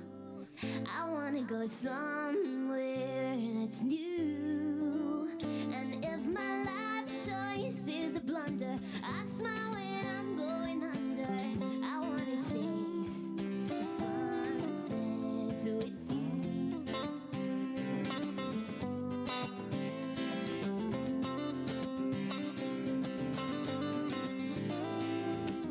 I knew when I met you, damn, it would never be the same. So how could I let you go?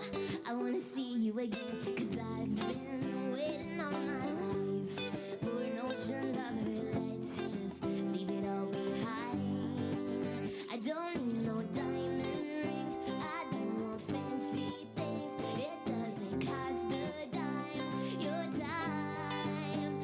I wanna chase sunsets with you. I wanna go somewhere that's new. And if my life choice is a blunder, I smile when I'm going under. I wanna chase sunsets with you.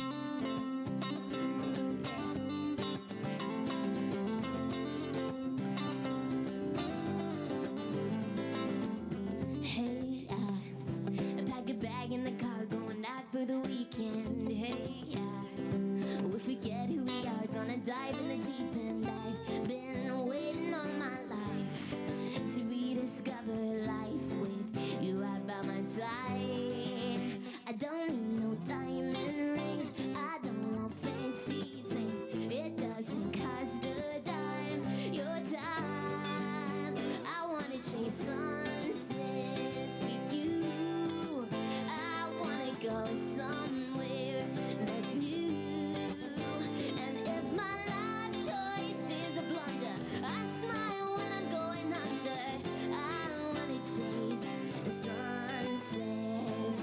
I don't care where we go, but I just want you to know that I would drive the 66 with you. So get up off of the backseat, come on over, sit next to me, 'cause I just wanna go somewhere with you. I wanna chase sunsets with you. I wanna go somewhere that's new. And if my life choice is a blunder, I smile when I'm going under. I wanna chase sunsets with you. I wanna chase sunsets with you. Yeah.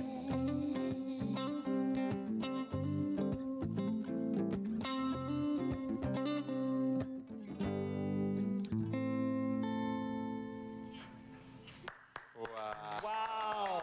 Absolutely beautiful. On the guitar there with Sunsets. Stream the song, as she said, on Spotify or whatever platform you prefer to stream it on, so we can help her get to #1 on the charts. And thank you very much to Sashi Naidu. We love you, Sash. Have a wonderful Tuesday. We love you. Bye.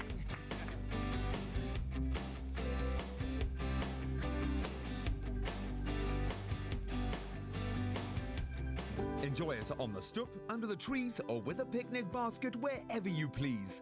Here's to a mouth-watering summer made with love by Clover.